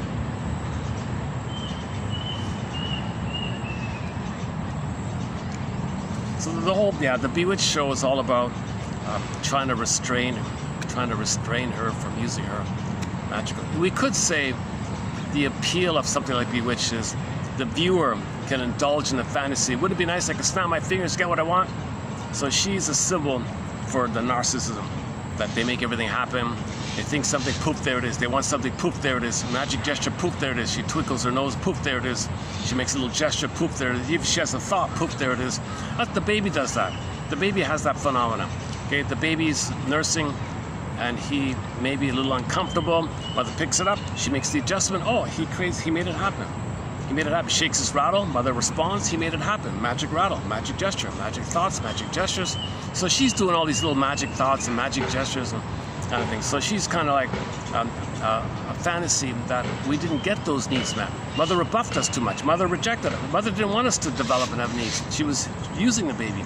So she crushed the baby's development. Remember, the baby's development's frozen. So if we have frozen development, we might. I remember as a kid seeing a few episodes. I just found it just so strange. Why is this a show? Like, it's so stupid. It's just so blatantly ridiculous. Like, why would someone enjoy such a ridiculous kind of thing? I never understood it as a kid, but now I'm thinking it's the fantasy delight that we're meant to reflect and know we didn't get that magical thinking time. So she is a symbol for magical thinking, magical gestures, and babies have that phase. But if mother crushes it, then we're missing it. So we turn on the TV tube and watch it, and she's like a voyeuristic exhibitionist display of what should have happened for us. So we vicariously indulge in a fantasy that we wish we had that. We never had it. She's doing it for us. So we feel with the fantasy idea, we feel safe and healthy. So, we feel safe thinking we could be healthy. So in that moment, we might relax and enjoy the show, because we feel better by the fantasy that we're healthy. And she's representing the healthy she's representing the healthy activity that we should have experienced. So in the fantasy of her being a proxy of what we should have had, and we feel that she's doing it for us on our behalf. So in other words, Samantha there's kind of like standing for everybody's unmet need for magical thinking. So when you watch the show, it's like for a minute there, you're feeling what you would have felt. The good feeling you feel when you watch stuff like that, that's the good feeling you should have received. That's the first time we played that one, yeah. That's the first. I don't think I saw the whole show. Just a couple episodes or something. But that thing with Larry there.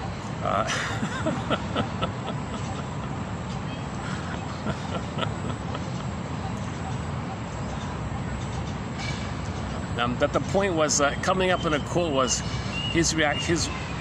Oh, sorry. Okay. Okay, let's read the first quote here. Okay, so we don't really cover Mr. Kohut's work, but he's famous for talking about narcissism. He does this thing where he doesn't want you to be conscious of anything. Kohut just says, give people empathy. It's oxygen for them. Just give them empathy. It's psychological oxygen. It'll help. So he's trying to like step into the role of mother. So Kohut says, well, just be the mother and do what the mother should have done directly. No, you can't do that. You can't do that. You only heal with consciousness. Kohut's not making you conscious. He's trying to step into the role of the mother as an adult. Can you imagine that? You're an adult and someone is doing what the mother should have done. They mirror you or pretend you're one, it's symbiotic and a self-object. We think alike, we're just one, two pieces apart. I admire you and you let me admire you and I think you're amazing. You think I'm amazing and we're the same. He's trying to create that one, he's trying to recreate the symbiosis and see if people can be fed by that. So his cloak is, well, empathy is nice for people to have empathy, isn't it? What a mess. So we don't cover the Kohut thing in our collection here. It's anti-psychoanalysis. He's doing a huge fantasy. He did a huge, in a way, yes and no. His technique for treating narcissism is a huge disservice. But some of the theoretical ideas about what narcissism is and what do babies need, that side of it's okay, you know. So that's that okay side of it. This quote is from that okay side. Heinz Kohut's. Okay, so he emphasizes three aspects of the baby. The baby needs like the oneness, twinship, the self-object, the two is one. He calls it the twinship or the alter ego. Let's just stick with the twinship one. Okay, the baby's meant to admire the mother. Oh, mother, you're God. That's idealizing. And the mother's meant to mirror the child, see the child, recognize the child. The child's going to understand himself if the mother sees him. He recognizes himself, understands himself by the way the mother treats him. He's learning about himself by the way the mother treats him. That's called mirroring. So mirror, idealizing, and twinship. So he focuses on those three things, right? Okay. So these constitute what he calls. So this is these three. We can also call them transference: mirror transference, idealizing transference, and twinship transference. Meaning the person's going to want those three, where he's going to transfer the need for that with the person in the present. So the client might say, I need to transfer my need to be seen onto you. That's a mirror transfer. Shrinker man, can you see me the way my mother never saw me? Okay, the idealizing one is babies think the world is amazing. They're amazing. The mother's amazing. Hold on a second. We get the pigeon in.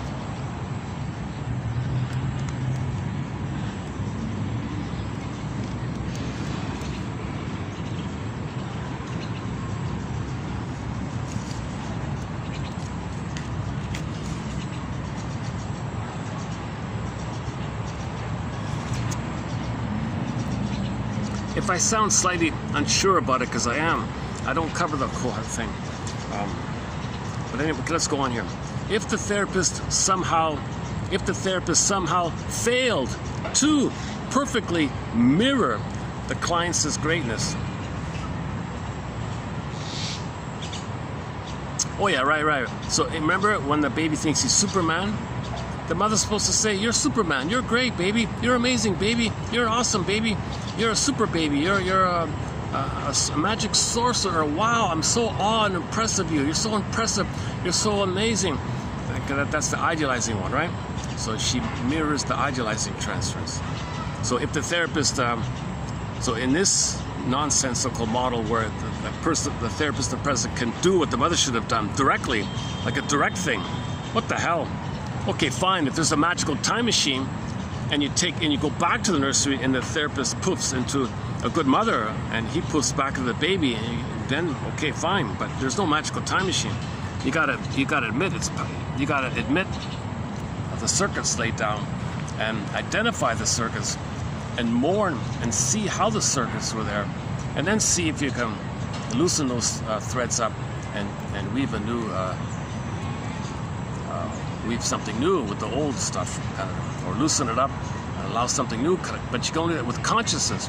Mr. Coates says you don't need to be conscious, you don't need to explain anything, no interpretation, no explanation, just mirror them, idealize them, and tell them we're the same. Whoa, of course you're gonna. Number one, no one can do that. Number two, if someone tried, the other people might get addicted to this. And if there's a little slip up, they may get enraged or something. And you have all these examples. You know, the client comes and you changed your hair. You broke the oneness. I enraged at you. I just changed my hair a little bit. Yeah, but I thought we had like a oneness going on, like a perfect oneness going on. You broke. So it's impossible. You can't do it.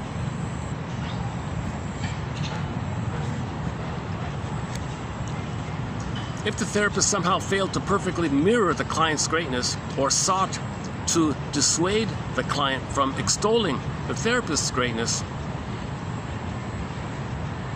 so the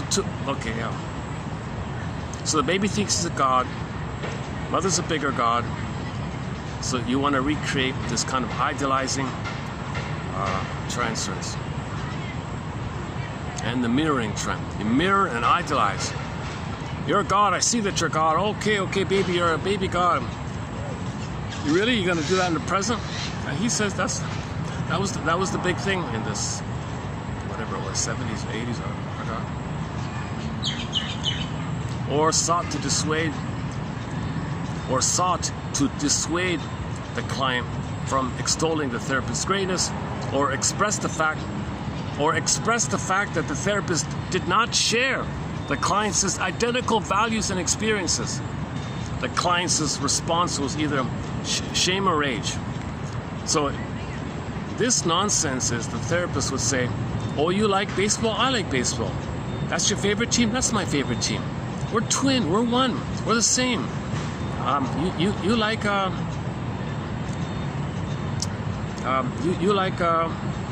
pineapple juice? I like pineapple juice. Really? Yeah, I do.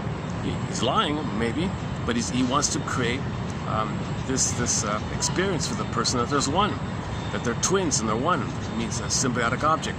So the therapist is functioning as a fusional symbiotic oneness with the person, where the client thinks he owns the therapist. That the therapist is the breast, basically, and he owns the breast. He owns the therapist, and the therapist does what the mother should have done back then. Mirror, see, we're one, symbiotic, undifferentiation, one, perfect, one, bliss, you're amazing, I accept you. He's trying to recreate the feeding in the present with the communication. It's nonsense. Absolute nonsense. We don't cover Kohat's thing here, but I found a little clarity with this quote here about that. Okay, for someone demanding mirroring, the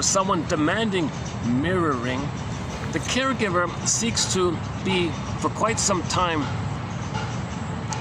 little more than an approving mirror reflecting the person's grandiosity. So all the client wants, he doesn't see him as a person. You're just someone who mirrors my greatness. You just keep telling me how great I am. Because the mother's supposed to say to the baby, you're a great baby, I love you baby, you're awesome baby. So in the replay, in the adult, he wants to recreate it in the adult time. So he's treating people not as like there's no relationship. Right? For the idealizing person, the caregiver must allow herself to be idealized.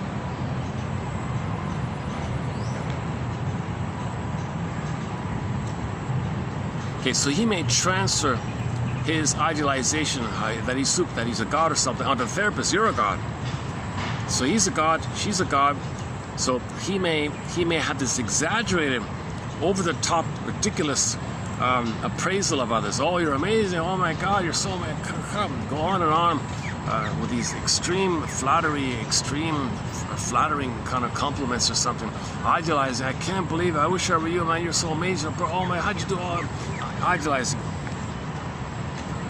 For the twinship one, empathy would involve allowing the person to maintain assumptions of perfect similarity. Yeah, so BS him that you're perfectly similar. You're perfectly the twins. We're the same. I'm just like you. And Miss, what's her name? Lucy Holmes does this. And that, because her mentor is a guy named Spotnitz or something. And they follow what Mr. Searles does. But Searles dealt with the people in the hospital with the schizophrenia thing. So they're kind of like operating at that kind of institutional kind of area. And Mr. Coed says, well, that's why it's nonsense. And even in the institutional area, you're not going to help those people by doing this. You're going to make things worse. Things will get enraged. They'll be disappointed. You're mocking me. They'll think you're mocking me. You're messing with me. You're mirroring me. What are you doing to me? Why are you doing it? Why don't you treat me for who I am? Why don't you see for who I am? Really for who I am. Don't play this cheesy, synthetic, fake mother that I should have had. Don't play this game. It'll backfire, and the other person will be enraged like this. So if people do this kind of stuff in the hospital, I imagine they'd get violent or something. They'd get worse, right? They're making it worse. But anyways, yeah. Okay, next one. The therapist's reflexive reaction in response to such a relationship is usually a sense of being used, abused, or even bored or shamed by the demanding person. Oh, so if the therapist plays this function, right, and he's patronizing the other people, what their response to them is all these negative things. So it's negative on both ends. So now the client's angry at him. Oh, I feel abused and you're ashamed, and give me a break. You're blaming the victim, kind of thing. Kohut came to realize that the narcissistic person does indeed use the therapist. So if it is quote unquote temporarily working, then the client will use the therapist as an object, as a thing that he owns, not with malicious intent, but for the purpose of buttressing a fragmented self. He's going to be addicted to this. He'll be addicted to this kind of stuff. Maybe that's what they're trying to do. Maybe he works for a drug company. I don't know. All these. Mr. Kohut, maybe. I don't know the story. Or he's maybe cynical. I don't know. The caregiver is perceived not so much as another person, but as an extension of the client's own enfeebled self, even body, as a narcissistic self-object. Once again, the baby thinks he owns the nipple and the breast, and later the mother. He thinks he owns all that. All that is called a self-object. The mother that he owns, the two is one. Self-object are written as one word. Baby, mother, written as one word. So imagine the words baby and mother with no space between it. Okay, baby, mother, just like one self-object. Narcissists become ashamed and enraged when the self-object, the therapist, doesn't respond in the way they desire. Okay, that's back to Larry. See, he desired the admiration. You're a god, Larry. You're a king. You rule the world. You're amazing. Samantha and Darren didn't respond to that. So he became enraged. You're fiery. Oh, angry like that. Get out of here. I don't need you. You're fiery guy. He's enraged, right? This is the perilous nature of the narcissistic transference. Yeah. Okay, so for a proper explanation of the psychology of narcissism, I think Masterson is the key one there. Common sense, reason, talks about psychic structures, okay, and he's got little diagrams and things. The diagrams are sometimes not too clear, but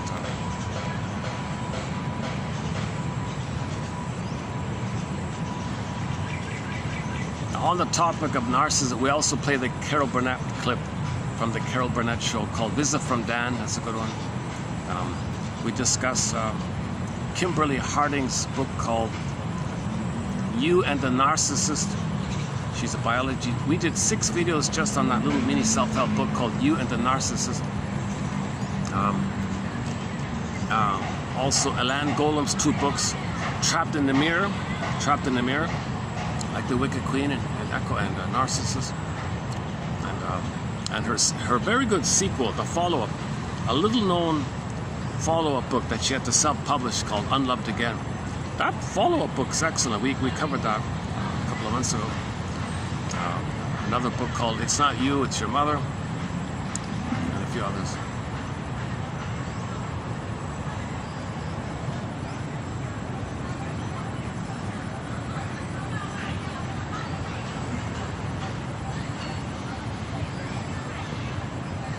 Yeah, that's the one I wanted to. That's why I played the clip there, the Samantha clip, the Bewitched clip. Narcissists become ashamed and enraged when okay, so Samantha and Darren are kind of like disappointing them, right? So his response, so he had a narcissistic injury, narcissistic rage. He was ashamed. Shame and rage are linked like that. Shame and rage like that. So he felt shame, so he's enraged. So he's meant to know that he felt shame and rage with the mother.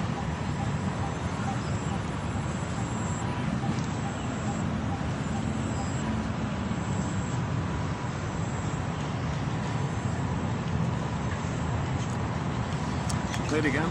Should we play it? Let's see. Try it again.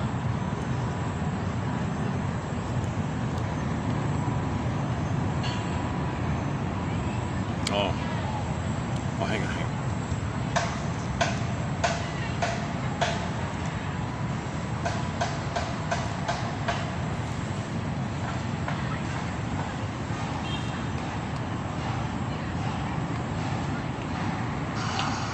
We have something to tell you. Let's see if I can guess. My guess is he'll never guess. I think we...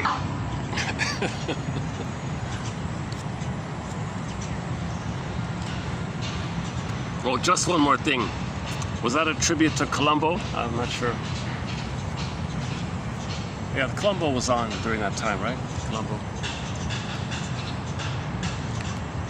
On the topic of passive aggressiveness, one self-help author was when people are passive aggressive, the approach to take is to be like Columbo a little bit.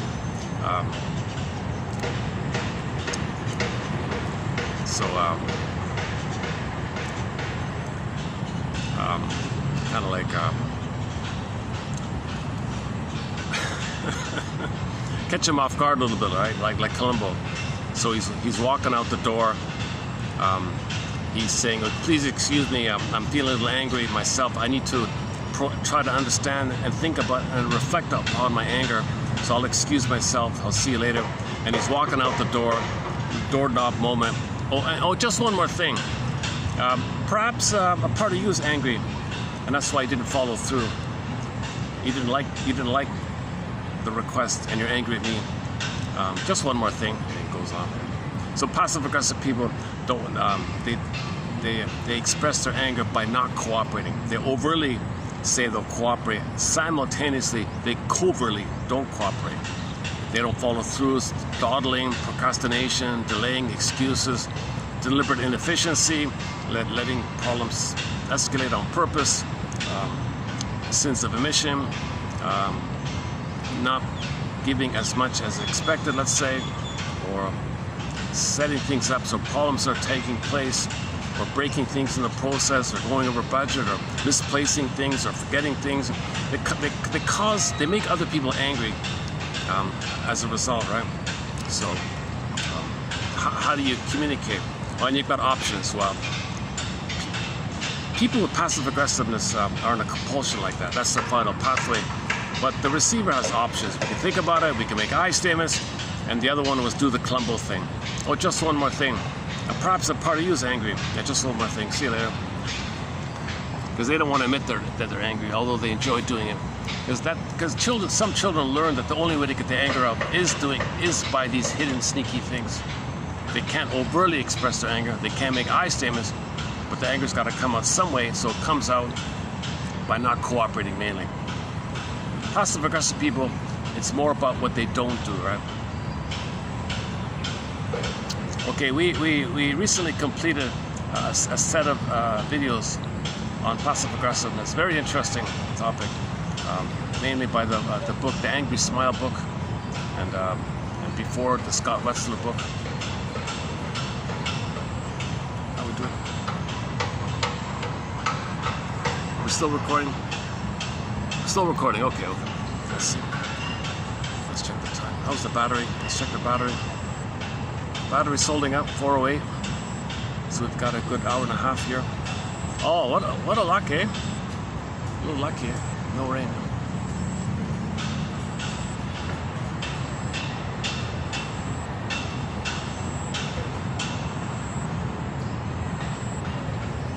I'm not sure if he'll show up in the camera, but there's a black bird with an orange beak.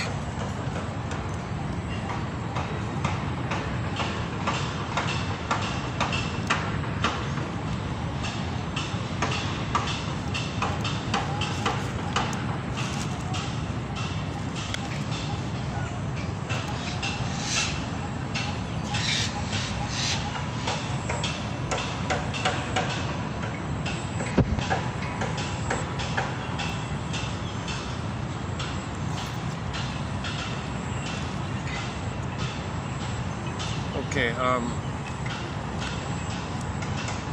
maybe I'll make this just a partial preview of 3041, the first two there. The third one is about the BPD pattern, and that's another huge topic about the BPD pattern. And then,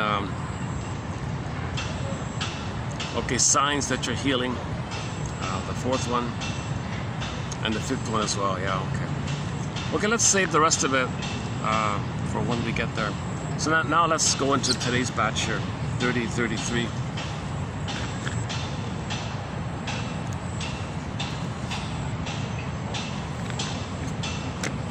Maybe just take a short musical break. Yeah, let's take a short musical break, and then after the song, we'll do today's batch here. Yeah, some good solid quotes coming up. Stay tuned. Let's pick a song. Let's see.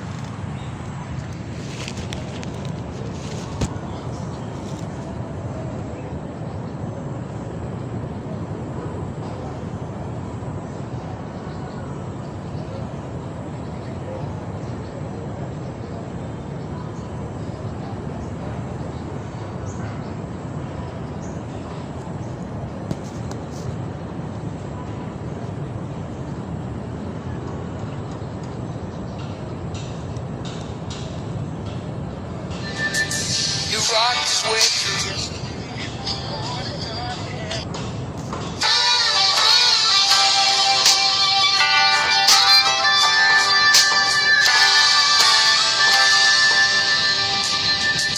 He rocked his way through yesterday. Lord, he thought he had a chance. He played guitar and wrote some tunes of love and romance. He did his share of traveling, like a dog without a home, a fugitive who would rather give a star that never shone. Isn't it a pity? Isn't it a shame? No one ever warned the boy. Rock and roll is a vicious game.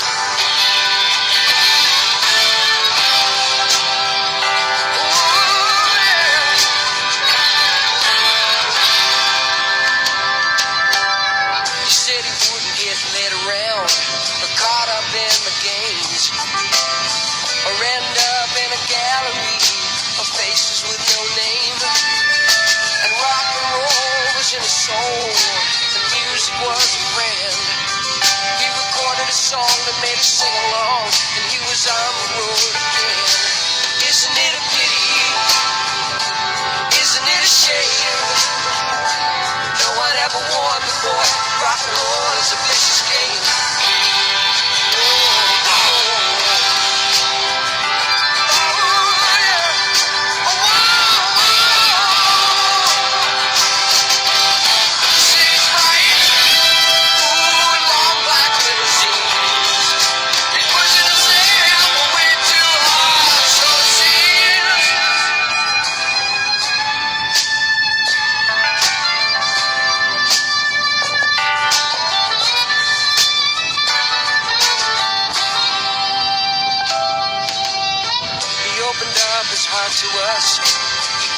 what he could. We sympathized and harmonized. He made us all feel good. But it's funny how those things can change and time can pass us by. Songs that move just so easily no longer make us cry. Now isn't it a pity? Isn't it a shame? No one ever warned the boy rock and roll is the richest game.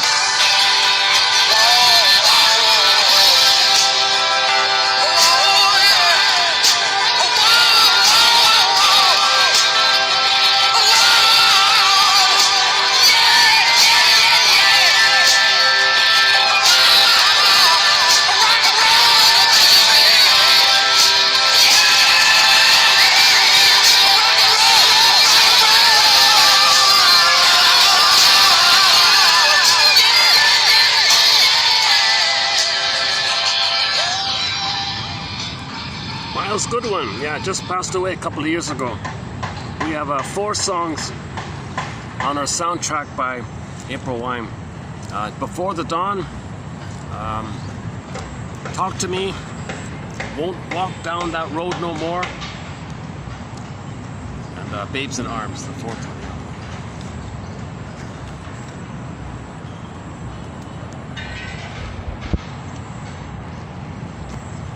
So, if there's a lot of pain with trauma, we want to get out of the trauma. Repetition compulsion, we're trying to get out of the pain.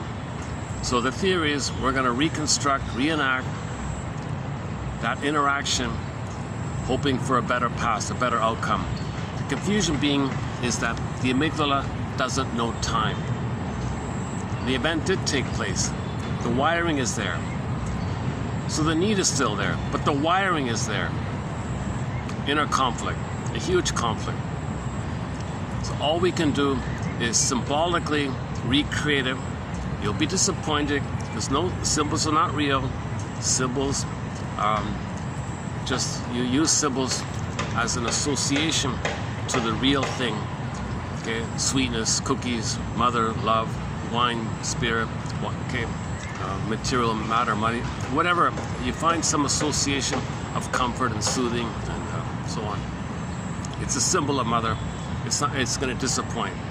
So all we can really do is interpret our symbolic act outs, called symbolic acting out or transference acting out, and to help us get our story, to narrativize the story, to narrativize our story.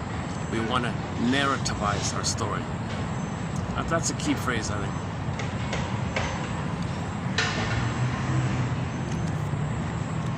So we repeat in order to find our narrative. Okay, so due to the compulsion to repeat, we transfer that interaction. You see it in the present. So in effect, the past is transferred to the present. So the present is called the presenting past or the presented past, and then you symbolically act it out, the past. So the present is the past in a way. So you're not really loving and living in the present. You're just functioning in the present to reenact the past, hoping for a better past. So this is called transference acting out or symbolic acting out due to this compulsion to repeat. Once again, we got the pain. The pain is driving him. The pain is the motor of this. The pain is making us repeat, hoping for a better outcome. But the reality is there is time, but the amygdala doesn't know time. That's the funny thing, right? So all we can do is observe it, make the inference to find our story. We gotta find our story. Mr. Colhut says, don't find your story, just be the mother. Mirror, idealize, be one, and develop together. What a nonsense, what a scam with Mr. Colhut. What a huge scam. He created a major following like this called self-psychology with this nonsense. He's similar to Mr. Lacan and Jung and those kind of big names. That's amazing they promote. It's an easy out. It's a red herring. It's an easy out. It's like a quick fix fantasy thing.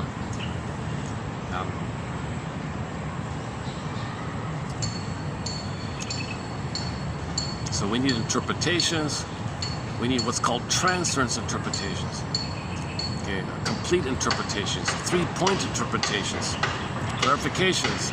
A lot of it seems to me, I notice this, bringing things to people's attention, called confrontation, your blind spots. Transference. The client develops a relationship to the therapist based on unconscious projections from earlier life. The client perceives the therapist erroneously and experiences emotions that were repressed when felt toward earlier significant others. It's repressed. Your emotions with your mother were repressed. You transfer this whole thing to the present. Use the person in the present or whoever, the therapist, as a stand-in, as like an actor, like a role. You assign the therapist the role of mother who hurt you. Recreate it, get disappointed so you can feel what you felt back then. The classic example is if somebody reminds you of your mother. Okay. And remember, you had a need for blissful oneness. You've been waiting, constant craving for that. So if somebody reminds you of the mother, it can flare up the wiring you laid down with. And embedded in the wiring was a time of oneness, but it's suspended, it's frozen, unfinished. Now you think that your mother appeared again. Oh, now you're going to pick up on it. But the person of the present is your mother in the past. But you're feeling the blissful feeling of the past. You transfer that blissful feeling to the person of the present.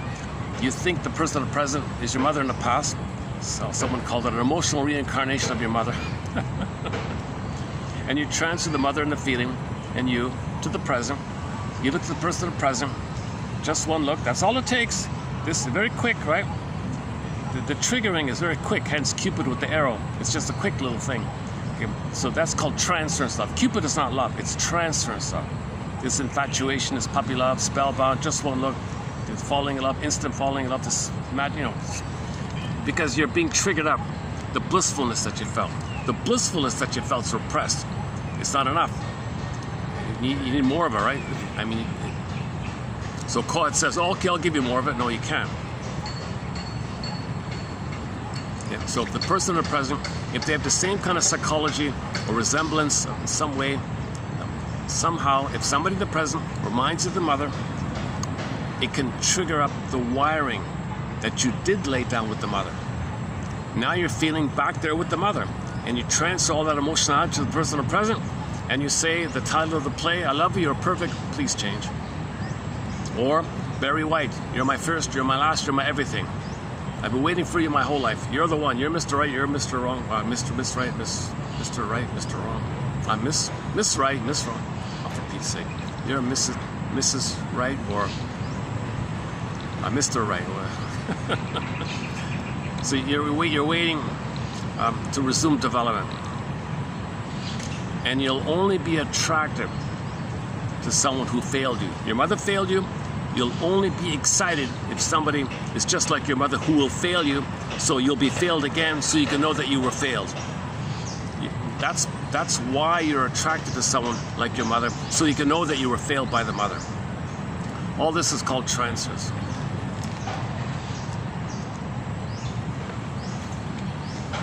I'm not sure if we can get this bird in the camera. He's in the distance there.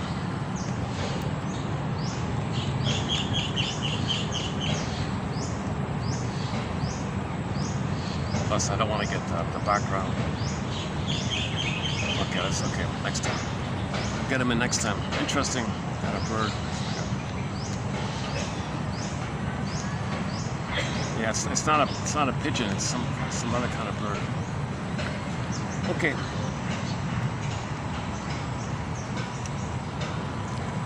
So this transference, it relates to negative feelings. So Cupid has two arrows, the hopeful, positive one, and the rejected, painful one. So the Cupid one, you fell in love, and when she fails you, because she's the same like your mother, so you'll be failed again, then the feeling of the pain with your mother, Cupid has the other arrow, and you get the pain feeling. So when you feel so excited with somebody and they all this great hope like that, and then you think they betrayed you, they lied to you, they failed you, you're a heartbreaker, you're misleading me, you lied to me, you're such a deceiver. All these kind of things you're saying, that's for you to know that's how you felt with your mother originally. That's why you chose that person in the present, to bring up the feeling with the mother in the past. Innate drive for healing, we're trying to narrativize. So we got to act it out. It's a communication, and we got to put words to it. We got to narrativize our acting out, put it into narrative form, then we can stop acting out. Okay, that means we feel safe, we understand. Okay, that means the ghost is laid to rest, and the life force can be for the beingness. The survival issue has been processed, assimilated, mentalized, recognized, narrativized. Okay, testimony, you got it all there, and then it's part of your story. It's inclusive, and then now you can love in the present. Love begins at second sight, not first sight. No. Okay, so transference permits earlier unresolved issues to be present. Problematic are the analyst's emotional reactions to the client, termed countertransfers, which may interfere with treatment because they represent the analyst's unresolved complexes. Okay, these guys, they talk. Okay, I'm not a shrink. I have not been analyzed, but these in the books, they're always talking about countertransfers because no therapist maybe is perfectly healed or something. So there's always something going on with him, you know. So if the therapist is trying to tell his story, and the client's trying to tell a story as like an expectation or something, and the therapist has unresolved, and he transfers onto the client, the thing fails. Master says the best thing you can do is confess, come clean. Okay, I have unprocessed issue. What you said brought up my stuff. I'm sorry. That bogs us down. I pull it back, kind of thing. And that's the best you can do, because ultimately, a lot of people say the relationship is the healing, right? The relationship is the healer.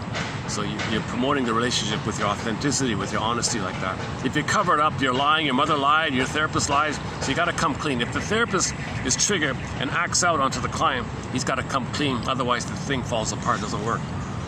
So therapists they're always talking about countertransfers.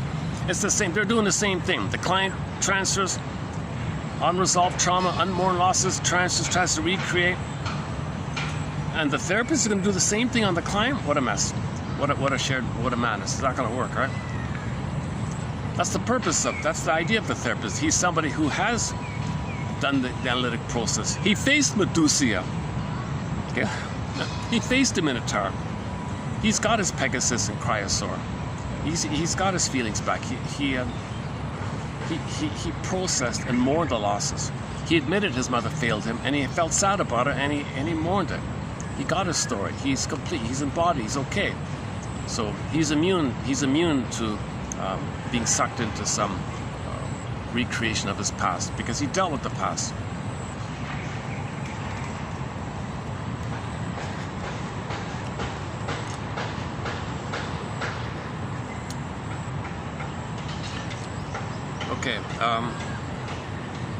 Okay, repetition compulsion. This unconscious drive to relive past events could be one of the mechanisms at work when families repeat unresolved trauma in future generations. Okay, let's not do that one. That takes time to do the intergenerational one. Jesus. See, the mother doesn't remember she was betrayed. In her attempt to remember, she betrays the child. She doesn't remember. Now the child's betrayed. The child grows up, doesn't remember that she was betrayed. Likewise, she betrays her child because she doesn't remember. Somebody's got to remember, then we stop betraying the children like that. Whatever the recurring problem is, there are unmet needs at an earlier stage of development that remain unfinished. Yeah, whatever dysfunction's going on, whatever dysfunction you're doing, whatever the problem is in your life, it reflects unmet needs from childhood. What has not been worked through gets reenacted in the present relationship. Yeah, so what has not been processed, assimilated, digested, mentalized, narrativized, testimonialized, made part of your story, now you can understand and accept and feel the processing of that.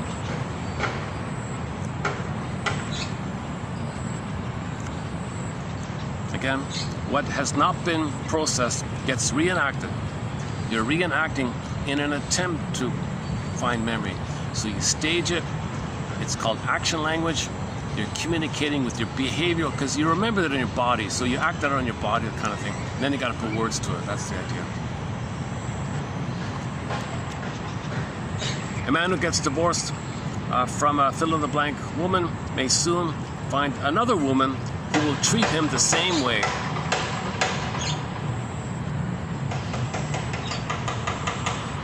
Okay, repetition compulsion.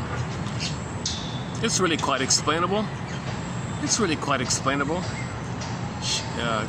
Katie Lee's song, It Must Be Something Psychological. The protagonist in the song says that her mother was emotionally unavailable. So she will only be attracted to emotionally unavailable men because her mother was unavailable. It's really quite explainable.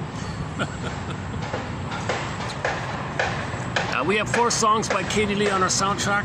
It Must Be Something Psychological, her main hit. Shrink Her Man, Wise Me Up If You Can. Number 2, Properly Loved.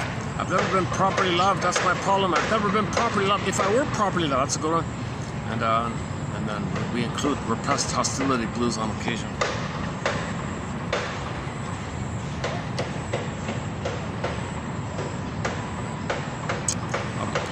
So instead of repetition compulsion, one guy thinks, well, focus on you're you and they're a person. Look for differentiation. Look for separateness. Look for mutuality. A person to person. Focus on that kind of thing. That kind of thing will be a natural byproduct if you find your story.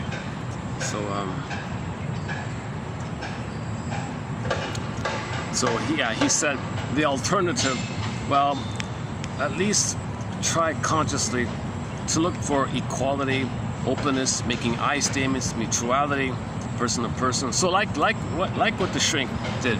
If he engaged in countertransference, he'll engage in respectful mutuality. Therapy breaks down if the therapist acts out his childhood onto the client. The therapy process is meant for the client to process and heal from his childhood, not for the therapist to use the client so he can try to work through his childhood in the past. If a client is drawn to an unhealed therapist, that's a resistance to healing because it'll fail. So one way to not face the courage of healing from your past is find an inexperienced student, someone who's going to fail, it's not going to work, they got issues, they're going to transfer onto you. That's a resistance. That's one way to not heal. If you're afraid of healing, choose someone incompetent, choose Mr. Kohut, choose Mr. Adler, choose one of these kind of flim-flammery, vague, glittering generality, confusing, double talk, double think, schizoidal kind of nonsense. Then no healing takes place because you can kind of pick up that they're not going to articulate clearly what's going on.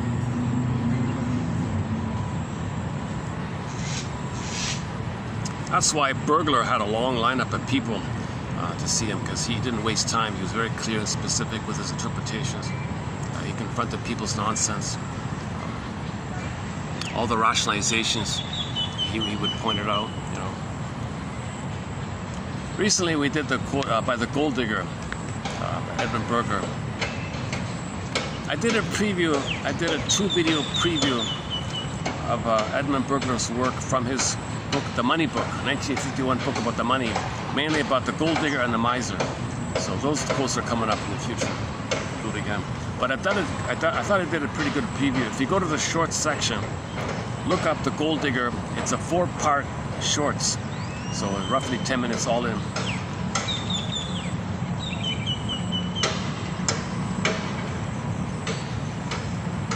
Yeah, ironically, this weather is good for me. This kind of weather,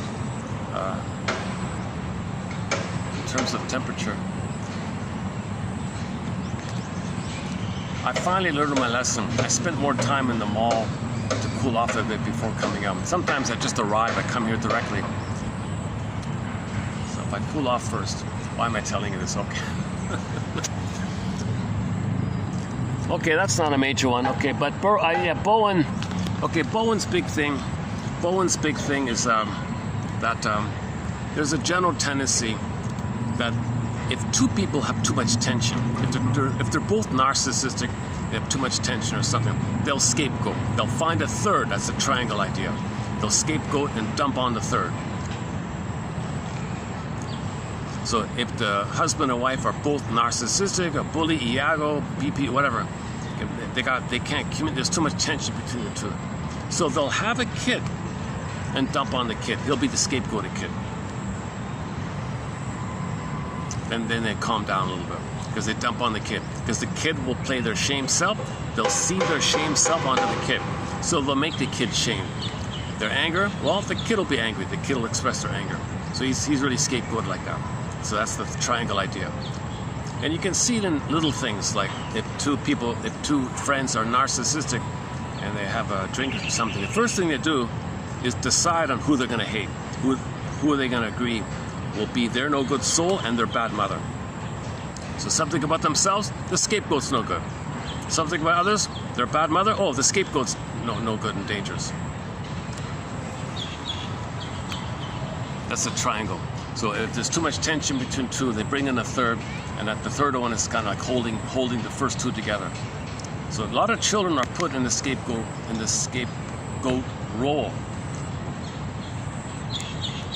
One child might be seen as a narcissistic extension.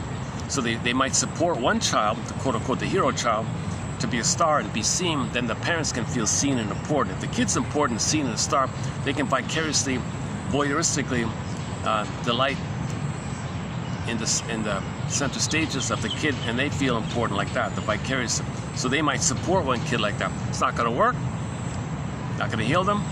Even if he is successful, it's not going to heal them. It might feel a little, whatever they feel, it's not going to heal them. So when the second kid comes on, they dump on the second kid. The third one's kind of lost, they say. The fourth one becomes the mascot or the clown or something. That's just one model about the roles kids play in the family system. So in the healing journey, when you get your mother's story, that's one question in there.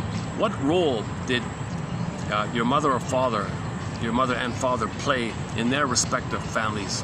What role did they play? The clown, the lost one, the abandoned or rejected one, the scapegoated one, dumped on one? Or were they expected to take care of them and save them and be the hero or be successful? Not for them, not for themselves. Things like that.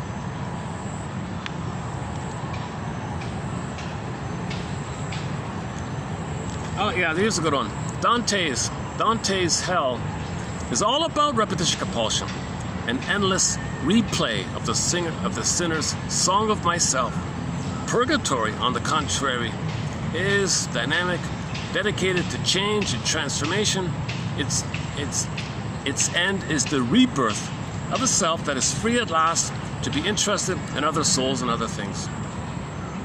I don't know the Dante story, Divine Comedy. Maybe in the future we'll get into it. But this quote might be a good starter like that. So repetition compulsion, weaning trauma again and again. So Mr. Tantalus, immobilized, sees the cherry above him, reaches up, the wind blows the branch. Okay. So the baby was prematurely weaned. He wasn't ready for it. He's reaching for it, rejected, reaching for it, rejected. The metaphor also means even if you get something, you're not satisfied. You're always in a state of tantalize and rejection, meaning trauma. So that this round and around, he calls it the song of myself, and that's hell. You're always being shamed again and again. Another version of this is the pecking one, the guy being pecked all the time. Another version is the guy in the wheel, the suffering wheel one, Sisyphus one, the agony one, the stone of agony, like that. Repetition compulsion. There's another one there.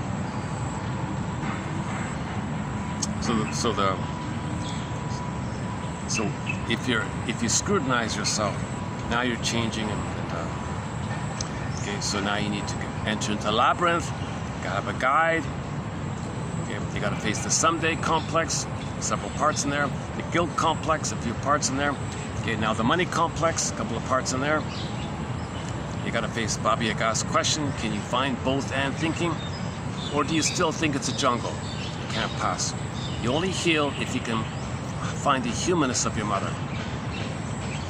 your mother was impaired. That sentence alone has a both and. She's impaired. Like she's a mother, but she's impaired. She wants, but she can't, you know, like that. Can you discern that symbolic mother is not real mother? That the real need is to mourn that the good mother died at birth. That's the real need. What about your defensive need? No, my defensive need. My favorite brand of ice cream's out of stock. I have a need for that. I gotta go across town to get my favorite brand. That's a defensive need.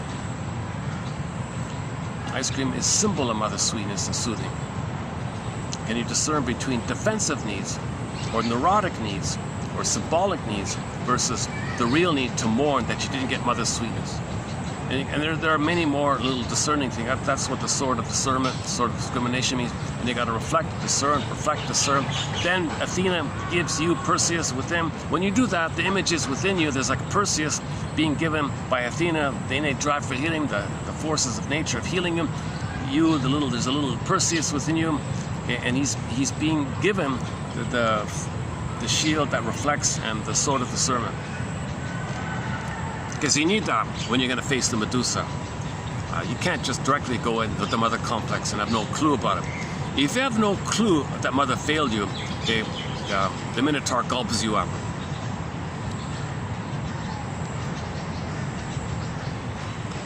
Yeah, so back to the Minotaur story. So we know the story, right?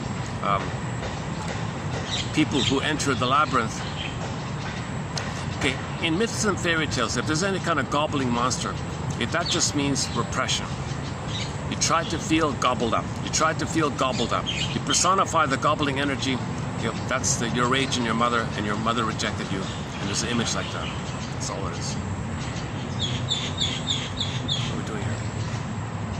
Okay. Still okay, right?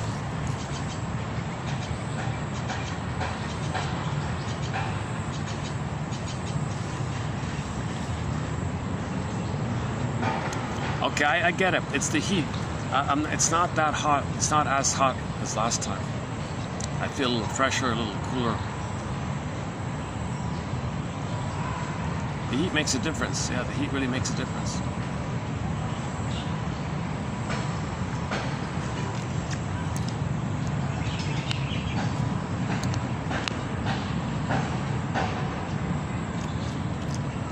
Okay, another way of thinking about repetition compulsion is the self-perpetuating quality of internal working models, or the perceptual bias. Your constant perceptual bias. The self-perpetuating quality of your script. You see everything through the script. You see it through the script again and again. It's kind of like repetition compulsion, same idea.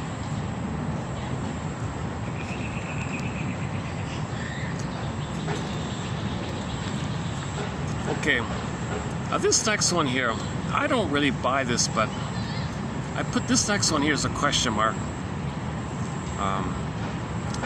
This guy's putting a kind of a positive spin to a famous painting. So there's a famous painting called Nighthawks. It's like a 3 in the morning or something. There's a diner, a 24-hour diner. It's kind of like still all around. Everybody's sleeping kind of thing, but there's a 24-hour diner. There's a lonely guy at the counter, drinking his coffee or whatever. And there's a couple in the distance talking to each other. And there's a waiter doing his chores or something. Mainly it's about this lonely guy in a lonely diner. It's like a grayish kind of a coloring like that. It's a sort of a symbol of loneliness, and he's all alone, and so it's a pretty good picture of loneliness, basically, called Nighthawks. You see it all the time. So his take on it is a little bit different than I expected. So he says here, one guy says here, I'm not a fan of this author, so I'm not going to quote any more from him, but this will be it. He says here, Nighthawks recreates a primal situation that has been a feature of human existence for thousands of years. People coming together to find comfort in spheres of illumination. the campfire, the hearth. So the pattern is, for thousands of years, we sit around the fire, we gather around the fireplace, we sit in a circle, pass the eagle feather, pass the talking stick. This is a common thing that we've been doing all the time. So this poor guy in the diner is looking for that. He's trying to do that, right?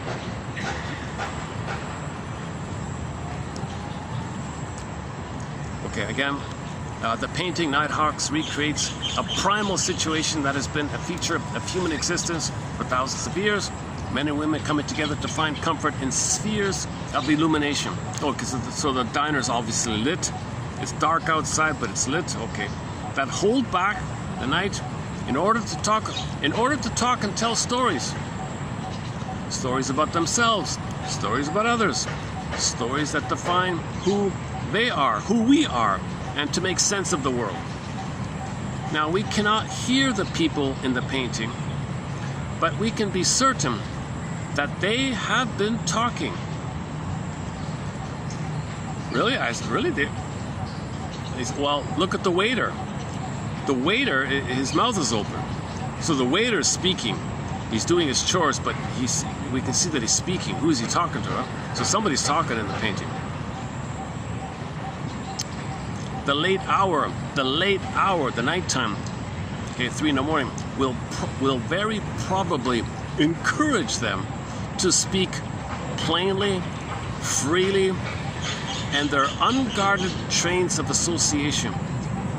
Now they're going to free associate. They're unguarded, they're tired, late at night, no one around, calm atmosphere, peaceful, serene atmosphere. A couple of people are gathering around the fireplace, or synthetic fireplace, or something that stands in for the missing fireplace, a setup that we've been doing for thousands of years.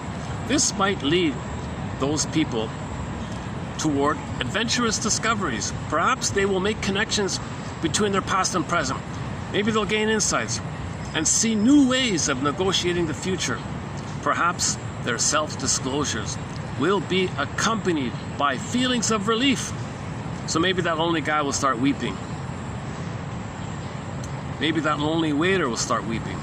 Maybe that couple will start weeping. We don't know. It's a stretch. It's really a stretch. I don't go for it. I think it's simply a symbol of loneliness. That's all it is.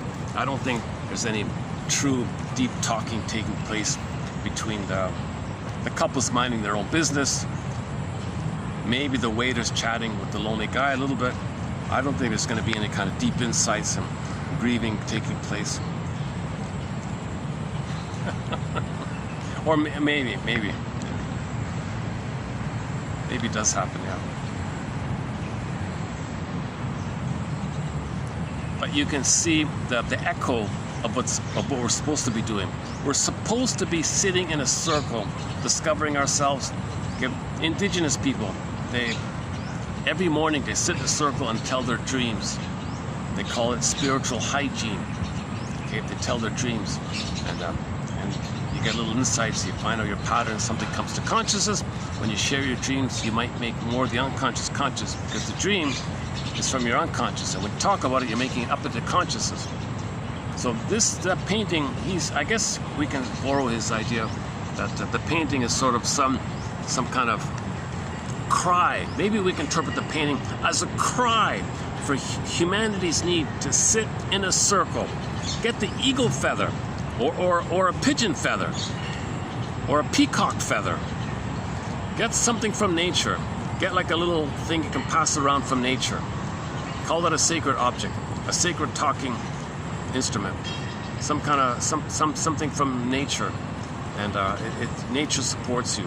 It's an element of nature, and you pass the eagle feather around or the talking stick around, and you set the intention that everybody needs to tell their story, and that's a conscious understanding of the group, and we're all a caring witness.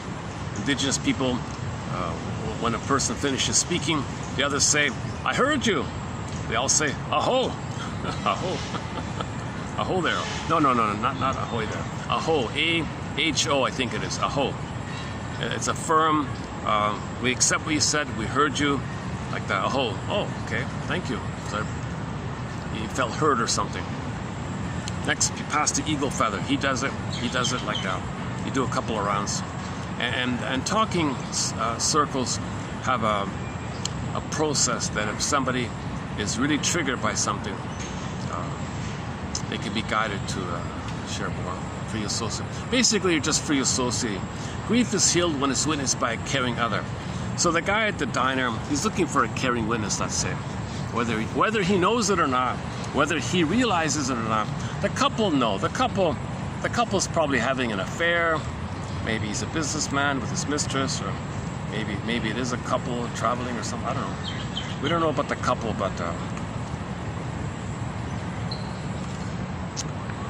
but anyways, yeah. So he used the painting as a prompt, as a springboard to talk about the core issue that we need to sit in circles. We need to sit in circles. And there's got to be some kind of a screening, because if you completely open the circles, then people with the Minotaur personality, the bully pattern, they don't respect that. So they'll break the circle. So you have to have people who are willing to have the courage to tell their story. The bully pattern doesn't have the courage yet. He's not ready yet. When he's ready, fine, but he's not ready at that time. So that's one theory about why the men's circles broke down, why the men's movement didn't really become too successful. Who cares if it was mocked in the media? Who cares? That's not why it failed. People, they just beat the drum and run naked in the woods or something. Forget about that nonsense. It doesn't matter what people say. If men and women can sit in a circle with the conscious understanding that they're all wounded, they all have unprocessed trauma, they all have unmourned losses, they're all members of Homo Traumicus, and we need to help each other like that. So we create a ritual container, a ritual safe place, a ritual safe space. Okay, so maybe the fire is sort of like the centerpiece, or a candle the centerpiece maybe, and you can make it safe. You set the intention. Okay, you call in the directions. You do a smudging. You smudge, the air, sage, whatever. And then you call in the directions, I think. What else I do? You call in the directions, smudge, and you sit equally on a mat or something. It's not like a lounging thing, like it's somebody's living room and you're watching TV and drinking wine and watching a soap opera. It's not that stuff. It's more focused on the circle. There's no music or TVs in the background. There's no iPhones, or the phones are turned off. The phones are probably not even brought in the room. The phones would be left outside the room, kind of thing. So you got to create that kind of intention and space, and it's bit by bit, and everyone's free to share what's comfortable for them. If you're not comfortable, you simply say pass. I'm gonna have to pass this time. So you pass. You have the right to pass. You don't have to say anything, or say that you feel blocked and saying, I want to speak, but I feel blocked. Maybe I'm transferring my mother onto this group, and I feel pressure to speak. So maybe that's why I'm blocked here. So you're talking about, you're talking right there. If a person gets the eagle feather and they feel like a pressure to talk, maybe that's because the expectation to talk, or the intention to talk, okay, they transfer the critical mother onto the group and clamp down because they think the group's criticizing them. So they got to share that information. Karen Horney gave that example. She said she did a lecture. She tried to give a lecture, and she stuttered and had a problem. And she analyzed herself. She said, "Oh my God, I transferred the inner critic, the critical mother in my mind, onto the audience, and I stuttered and I didn't do a good job."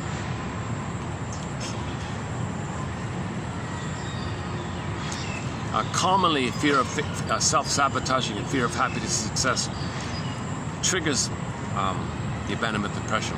So if back to the girl in a circle, or a person in a circle, if it's their turn and they want to speak their truth, that moment when they want to speak their truth can trigger the abandonment depression with the mother back then. So the idea of speaking your honest voice immediately triggers the rejecting mother and the fear and the pain around it. So you might So either you're overwhelmed and you say pass, but ideally you want to talk about what's alive in you in that moment, what's happening now in that moment. So you want to share what's happening in that moment. And you speculate, maybe this, maybe that.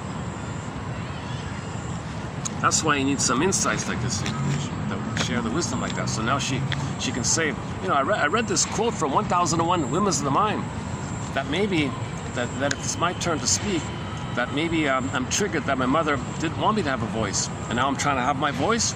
I'm triggered that my mother rejected my voice. That's what's coming up. And you share that kind of thing. Aho.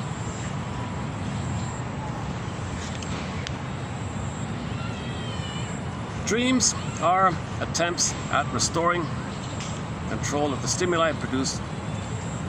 Again, dreams are, okay, change the topic here. Next one, dreams.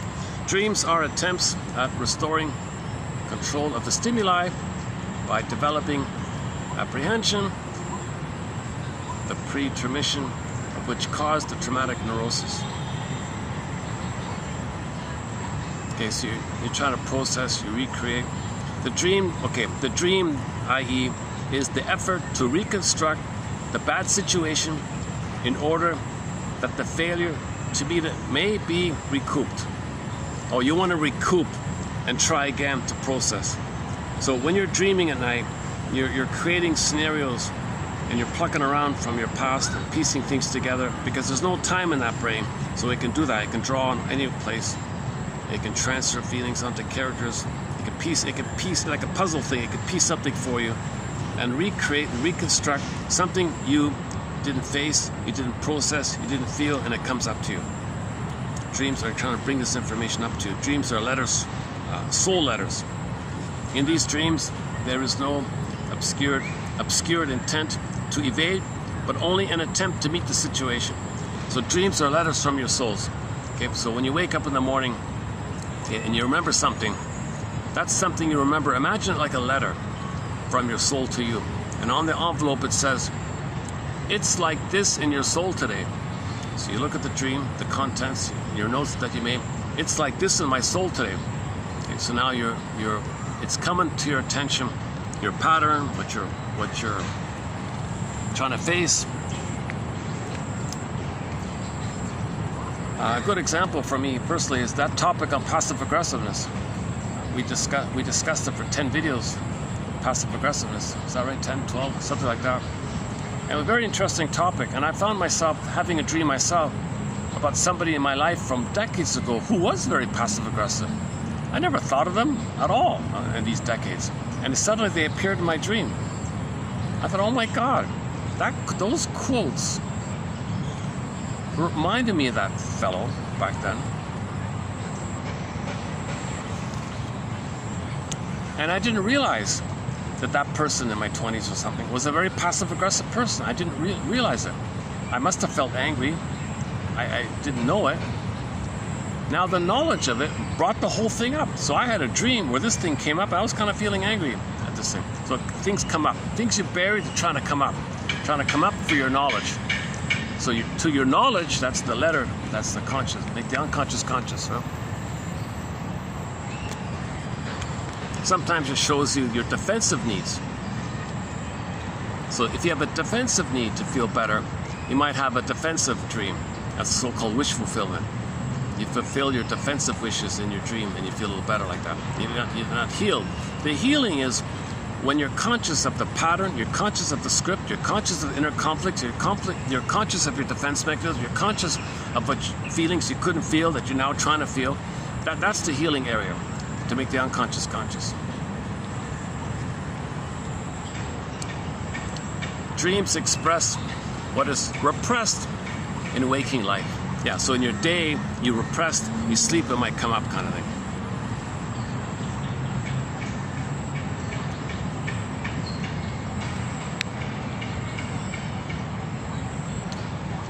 In order for a person to be whole again, in order to fully occupy the present, distressing memories must be fully integrated into the person's totality.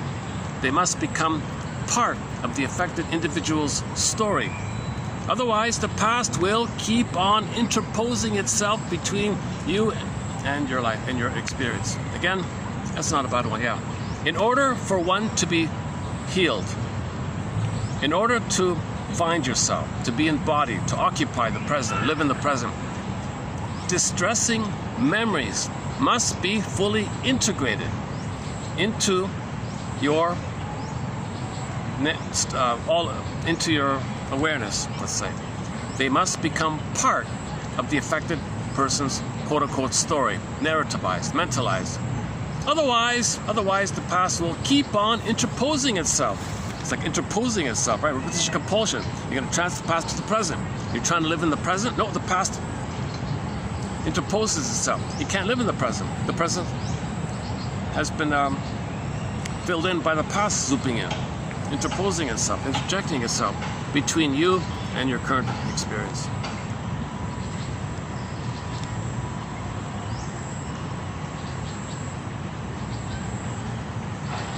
Is that it? Is that it? That's it, eh? Okay, that's basically, yeah, okay, so that's, okay, that's 3033. I don't have it on the recording, otherwise I'd play it. It's 3033, okay.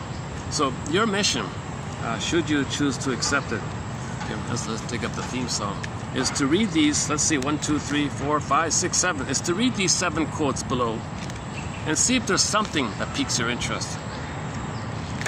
Take that quote, use it as a springboard, okay, to see what springs to mind. What else springs to mind? It's the fundamental basic rule. Okay, you have some thought catches your attention. What does this remind me of? What does this quote, what does Mr. So-and-so, what is he saying? What does this suggest to me? What does this idea bring up for me? Okay, and see what else comes up freely.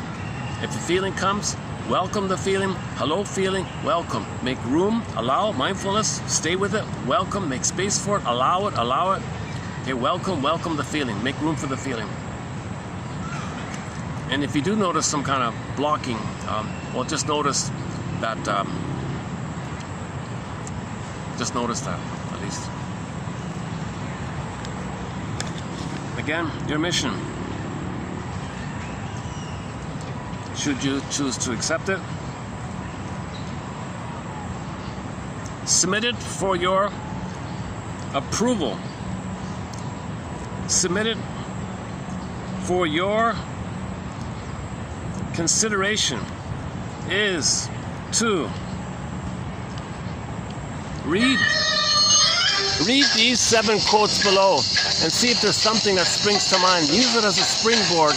Use it as a prompt to see what comes to mind. What does this quote remind me of? What does it suggest to me?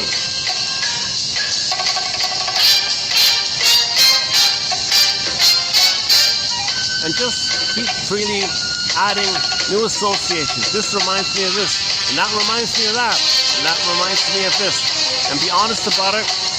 You can't, if you find yourself deceiving yourself, well, notice that you're deceiving yourself. That's the resistance. Notice your resistance. And when the feeling comes, welcome the feeling. Submit it for your approval, as they say in the Twilight Zone. Submit it for your approval. Gentle awakenings, quiet awakenings, just bit by bit make the unconscious conscious. It makes you feel safer. When the more story you know, the safer you, and the safer you feel, the greater the chance your feelings will come back. Oh my goodness. There's well, for privacy reasons, I won't show you what's in front of me, but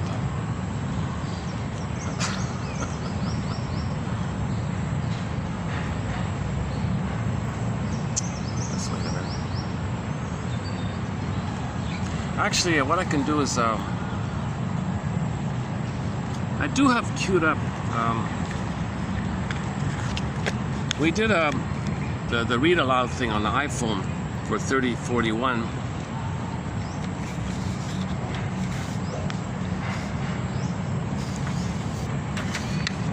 I also have it for 39 and 40. Let's see.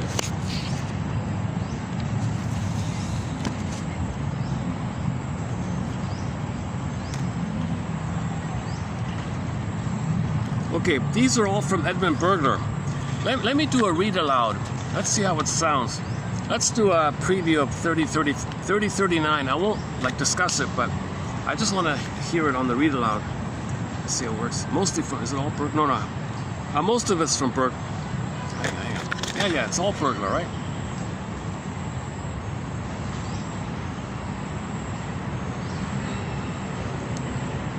Okay, a little bit about the stinginess one. Now, 38 is the gold digger one. 39 is miscellaneous ones, including the gold digger one. Yeah, listen to this. Listen to this. Read aloud. It's only 4 or 5 minutes long, right? 39, right? Okay, hold on. Hang on. Get used to this new system here. Documents. Where are we?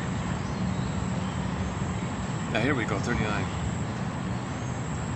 Okay, listen to one of our mentors, Edmund Burglar.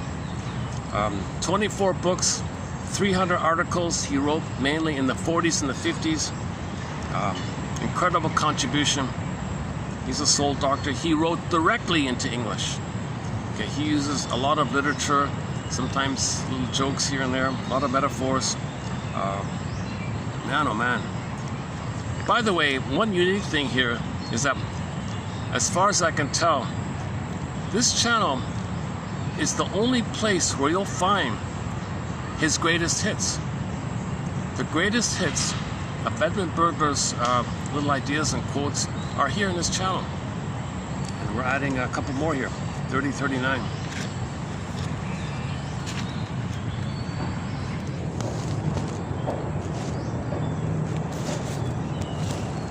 Okay, here we go.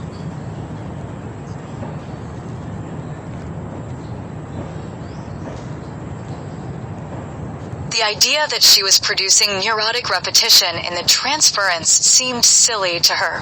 One could reconstruct, however, that she repeated the mother situation in the transference. The mother was conceived by her to be a draining monster. What the client did not even suspect was that she was masochistically attached to this mother, always wanting, through her provocations, to push her mother into the situation of refusing, so that she in turn might indulge in hatred toward her. How easily a neurotic can manufacture a front.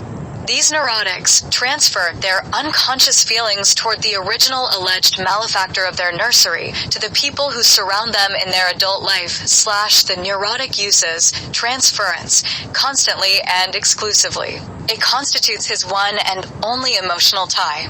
The difference between extra-analytic and analytic transference is that the outer world takes it at face value, whereas the analyst reduces it by interpretations to the infantile situation, using it as the vehicle for cure.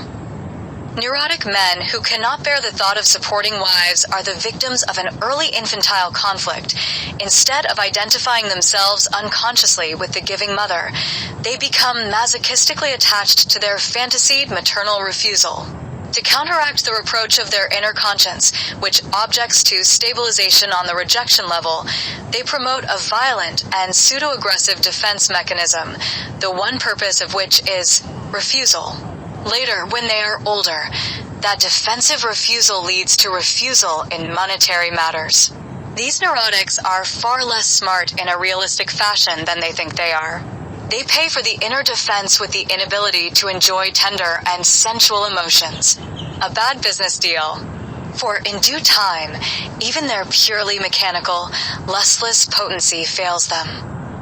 Neurotic money lovers are so preoccupied with not being taken advantage of that, while watching the pennies, they become easy prey of imposters, embezzlers, confidence men, bankruptcy specialists, check forgers, adventurers who swindle them out of hundreds and thousands of dollars. The reverse side of the coin of stinginess carries an invisible inscription: inability to enjoy leisure and luxury. Adherents of the belief that money is everything will be surprised to learn that cleverness in the realm of feelings does not pay off.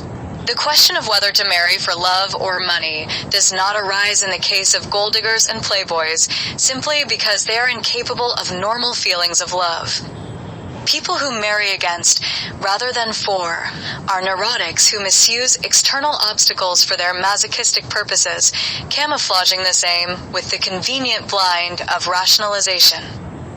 If he is a writer of talent, his work corresponds to Robert Gulfilan's theory: poetry is truth-dwelling in beauty. Truth here refers to the creative writer's ability to present unconscious facts psychologically correctly, whether he fictionalizes, dramatizes, lyricizes, or satirizes his material. Beauty, in this formula, hints at secondary elaboration, adorning and expressing the crude, unconscious defensive material in a form enjoyable to the reader. First should come a period of self-scrutiny to determine whether there exists a pattern of repetitive mistakes. Only if this self-scrutiny reveals to the individual an inkling of such a neurotic pattern, a pattern which cannot be corrected by himself, should analysis be sought. Take stock of your abilities. Marked discrepancy between proven gifts and achievements indicates that failure may be of neurotic origin / evaluate the mistakes made in a specific venture, checking to determine whether inexperience, wrong timing, the weakness of the original idea, lack of ordinary foresight, or your psychic makeup is to blame / take into account a cross-section of your achievements.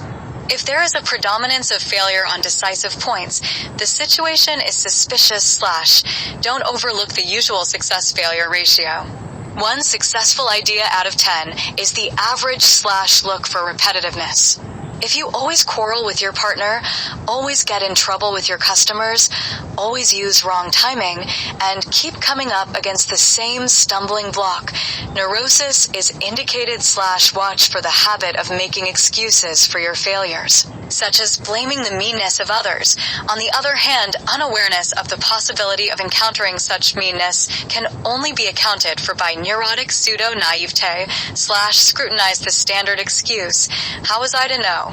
Look back and try to determine whether you overlooked, in any given situation, clearly indicative signs of the outcome / estimate the amount of emotional involvement after failure. To dwell upon fantasies of being unjustly treated and to waste time in unproductive revenge ideas is plainly neurotic.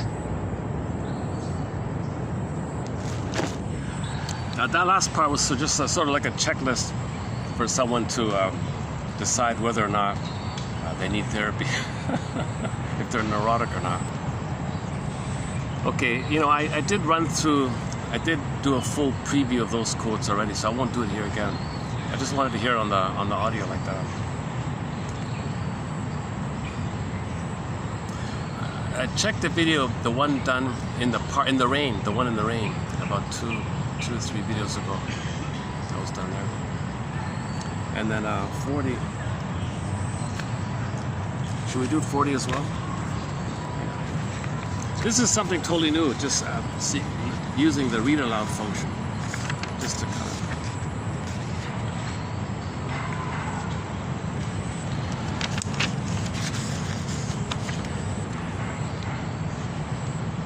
Oh yeah, we did the read aloud. Yeah, we did it. The gold digger.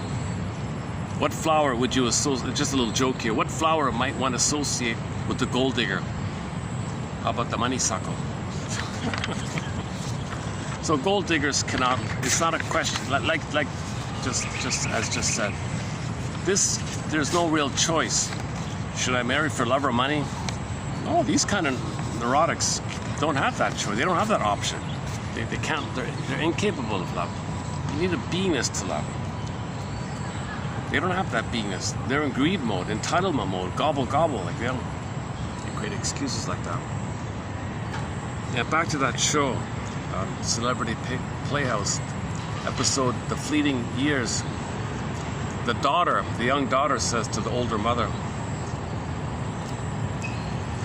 mother, psychologists are always railing against mothers who won't let their children live their life. For example, now Voyager, Mrs. Vale there, she gobbled up the daughter, Charlotte, played by Betty Davis. Mother's rights. My daughter's going to take care of me, serve me, and be my mother, and attend to me, and don't make me feel alone. It's my right to be taken care of like this. My right. So, the shrink came in. Nonsense. It's not your right. There's no such. No mother has the right to thingify and objectify and prentify their daughter like this. No, it's my right. I'm entitled. I'm entitled to get whatever I want. So I pick one of my daughters for that. One of my kids for that. Now, Voyager, seek thou forth.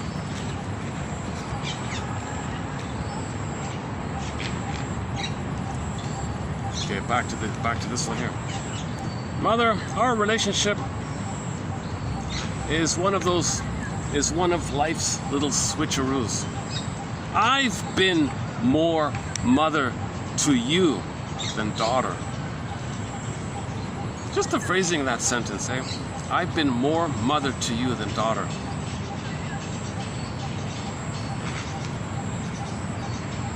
Yeah, think about that one. So use that as a springboard. Well, I could use that as a springboard for myself, right?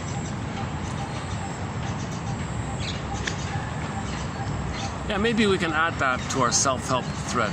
We have a thread of an ebook called Self-Help Exercises. Maybe we can add one here. Take that simple sentence. I've been more mother to you than daughter. Or vary it. I mean, you can vary it. I've been more father to you than son. Would that work? Would it work with the male one?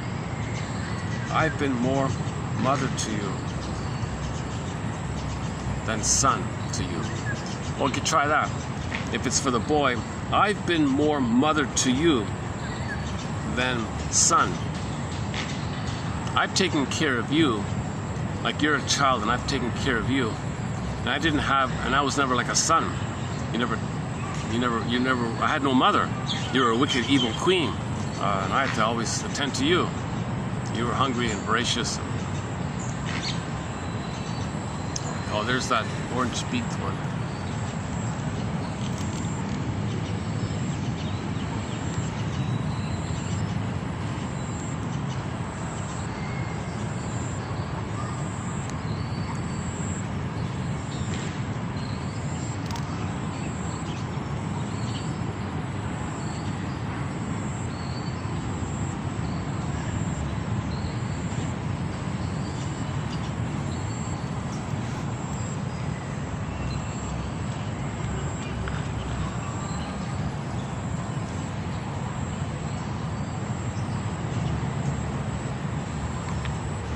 How are we doing here? Should we start to wrap it up soon?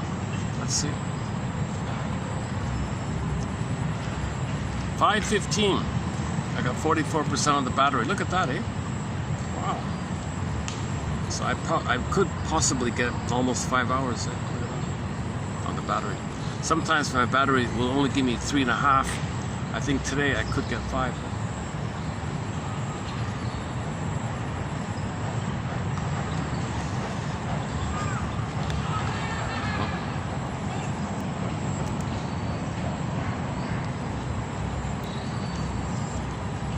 Well, the stray cat. Are there any stray cats? I'm familiar with most of the stray cats in this park.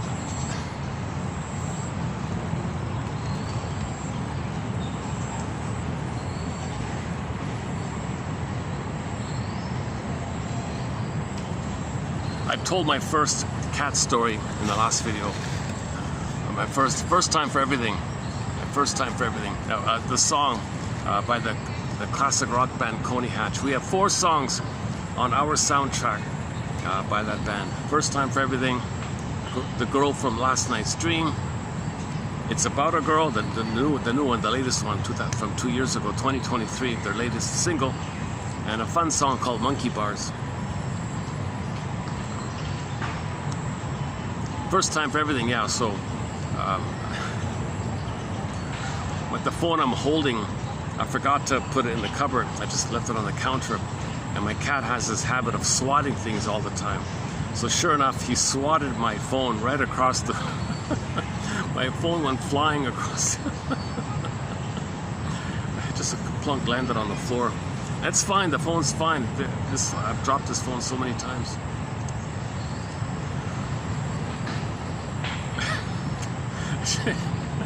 He just has this instinct to just swat things all the time.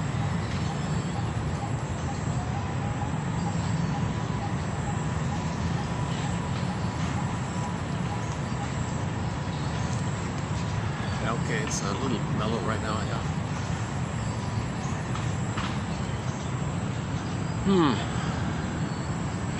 Should I ramble on a bit or just maybe close the video here?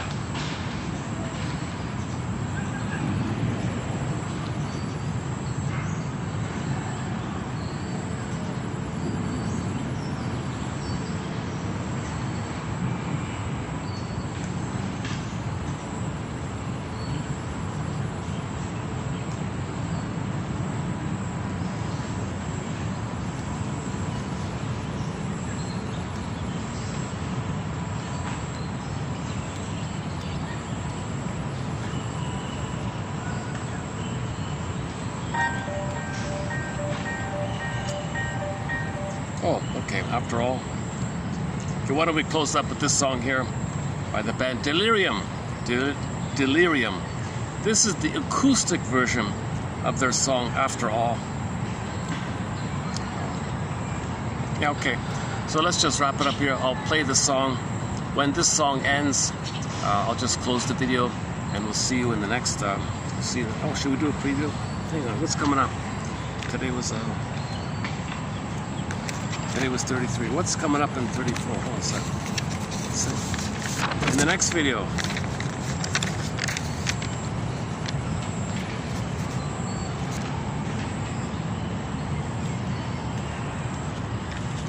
Okay, in the next video, all right, yeah. It's mainly about a quote from an artist, this artist guy. He's not a shrink. He writes about art.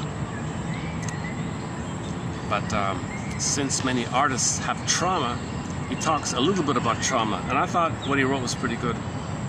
So that's coming up. And the second one, the repetition, yeah, okay. Yeah, that's mainly it.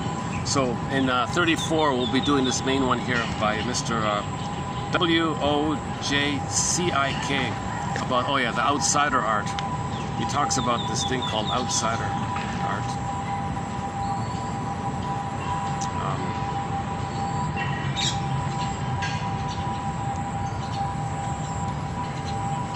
Yeah, okay, so let's play this song and you have your mission, should you choose to accept it, submit it for your approval.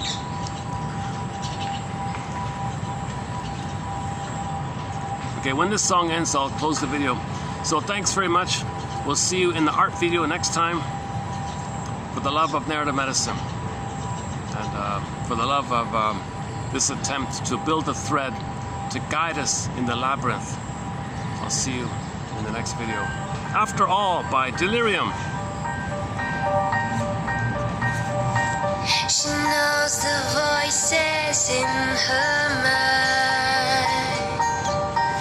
They tell her to leave.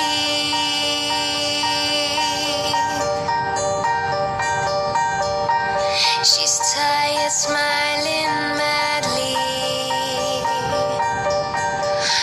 until silence becomes very silently a noise in her mind. After all, she's got nothing inside, no good to give, no meaning to live. The mist engulfed tonight, everything will stop. After all they shared, could he simply say no? After all they shared, he turned away from her to go. She said she wouldn't cry, that was really just a lie. She knows the noises in her mind. Nothing's left but screaming silence.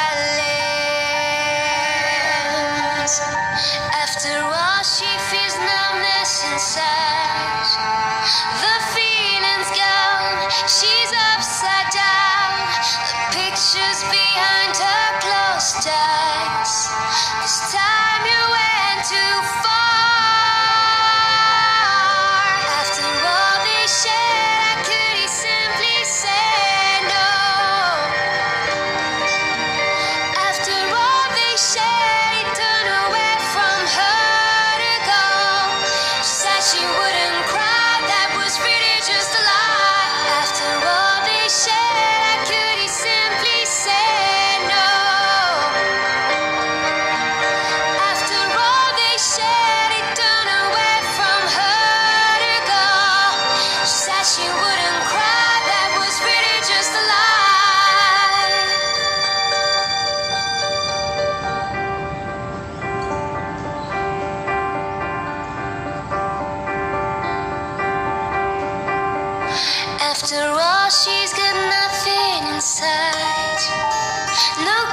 to give, no meaning to live.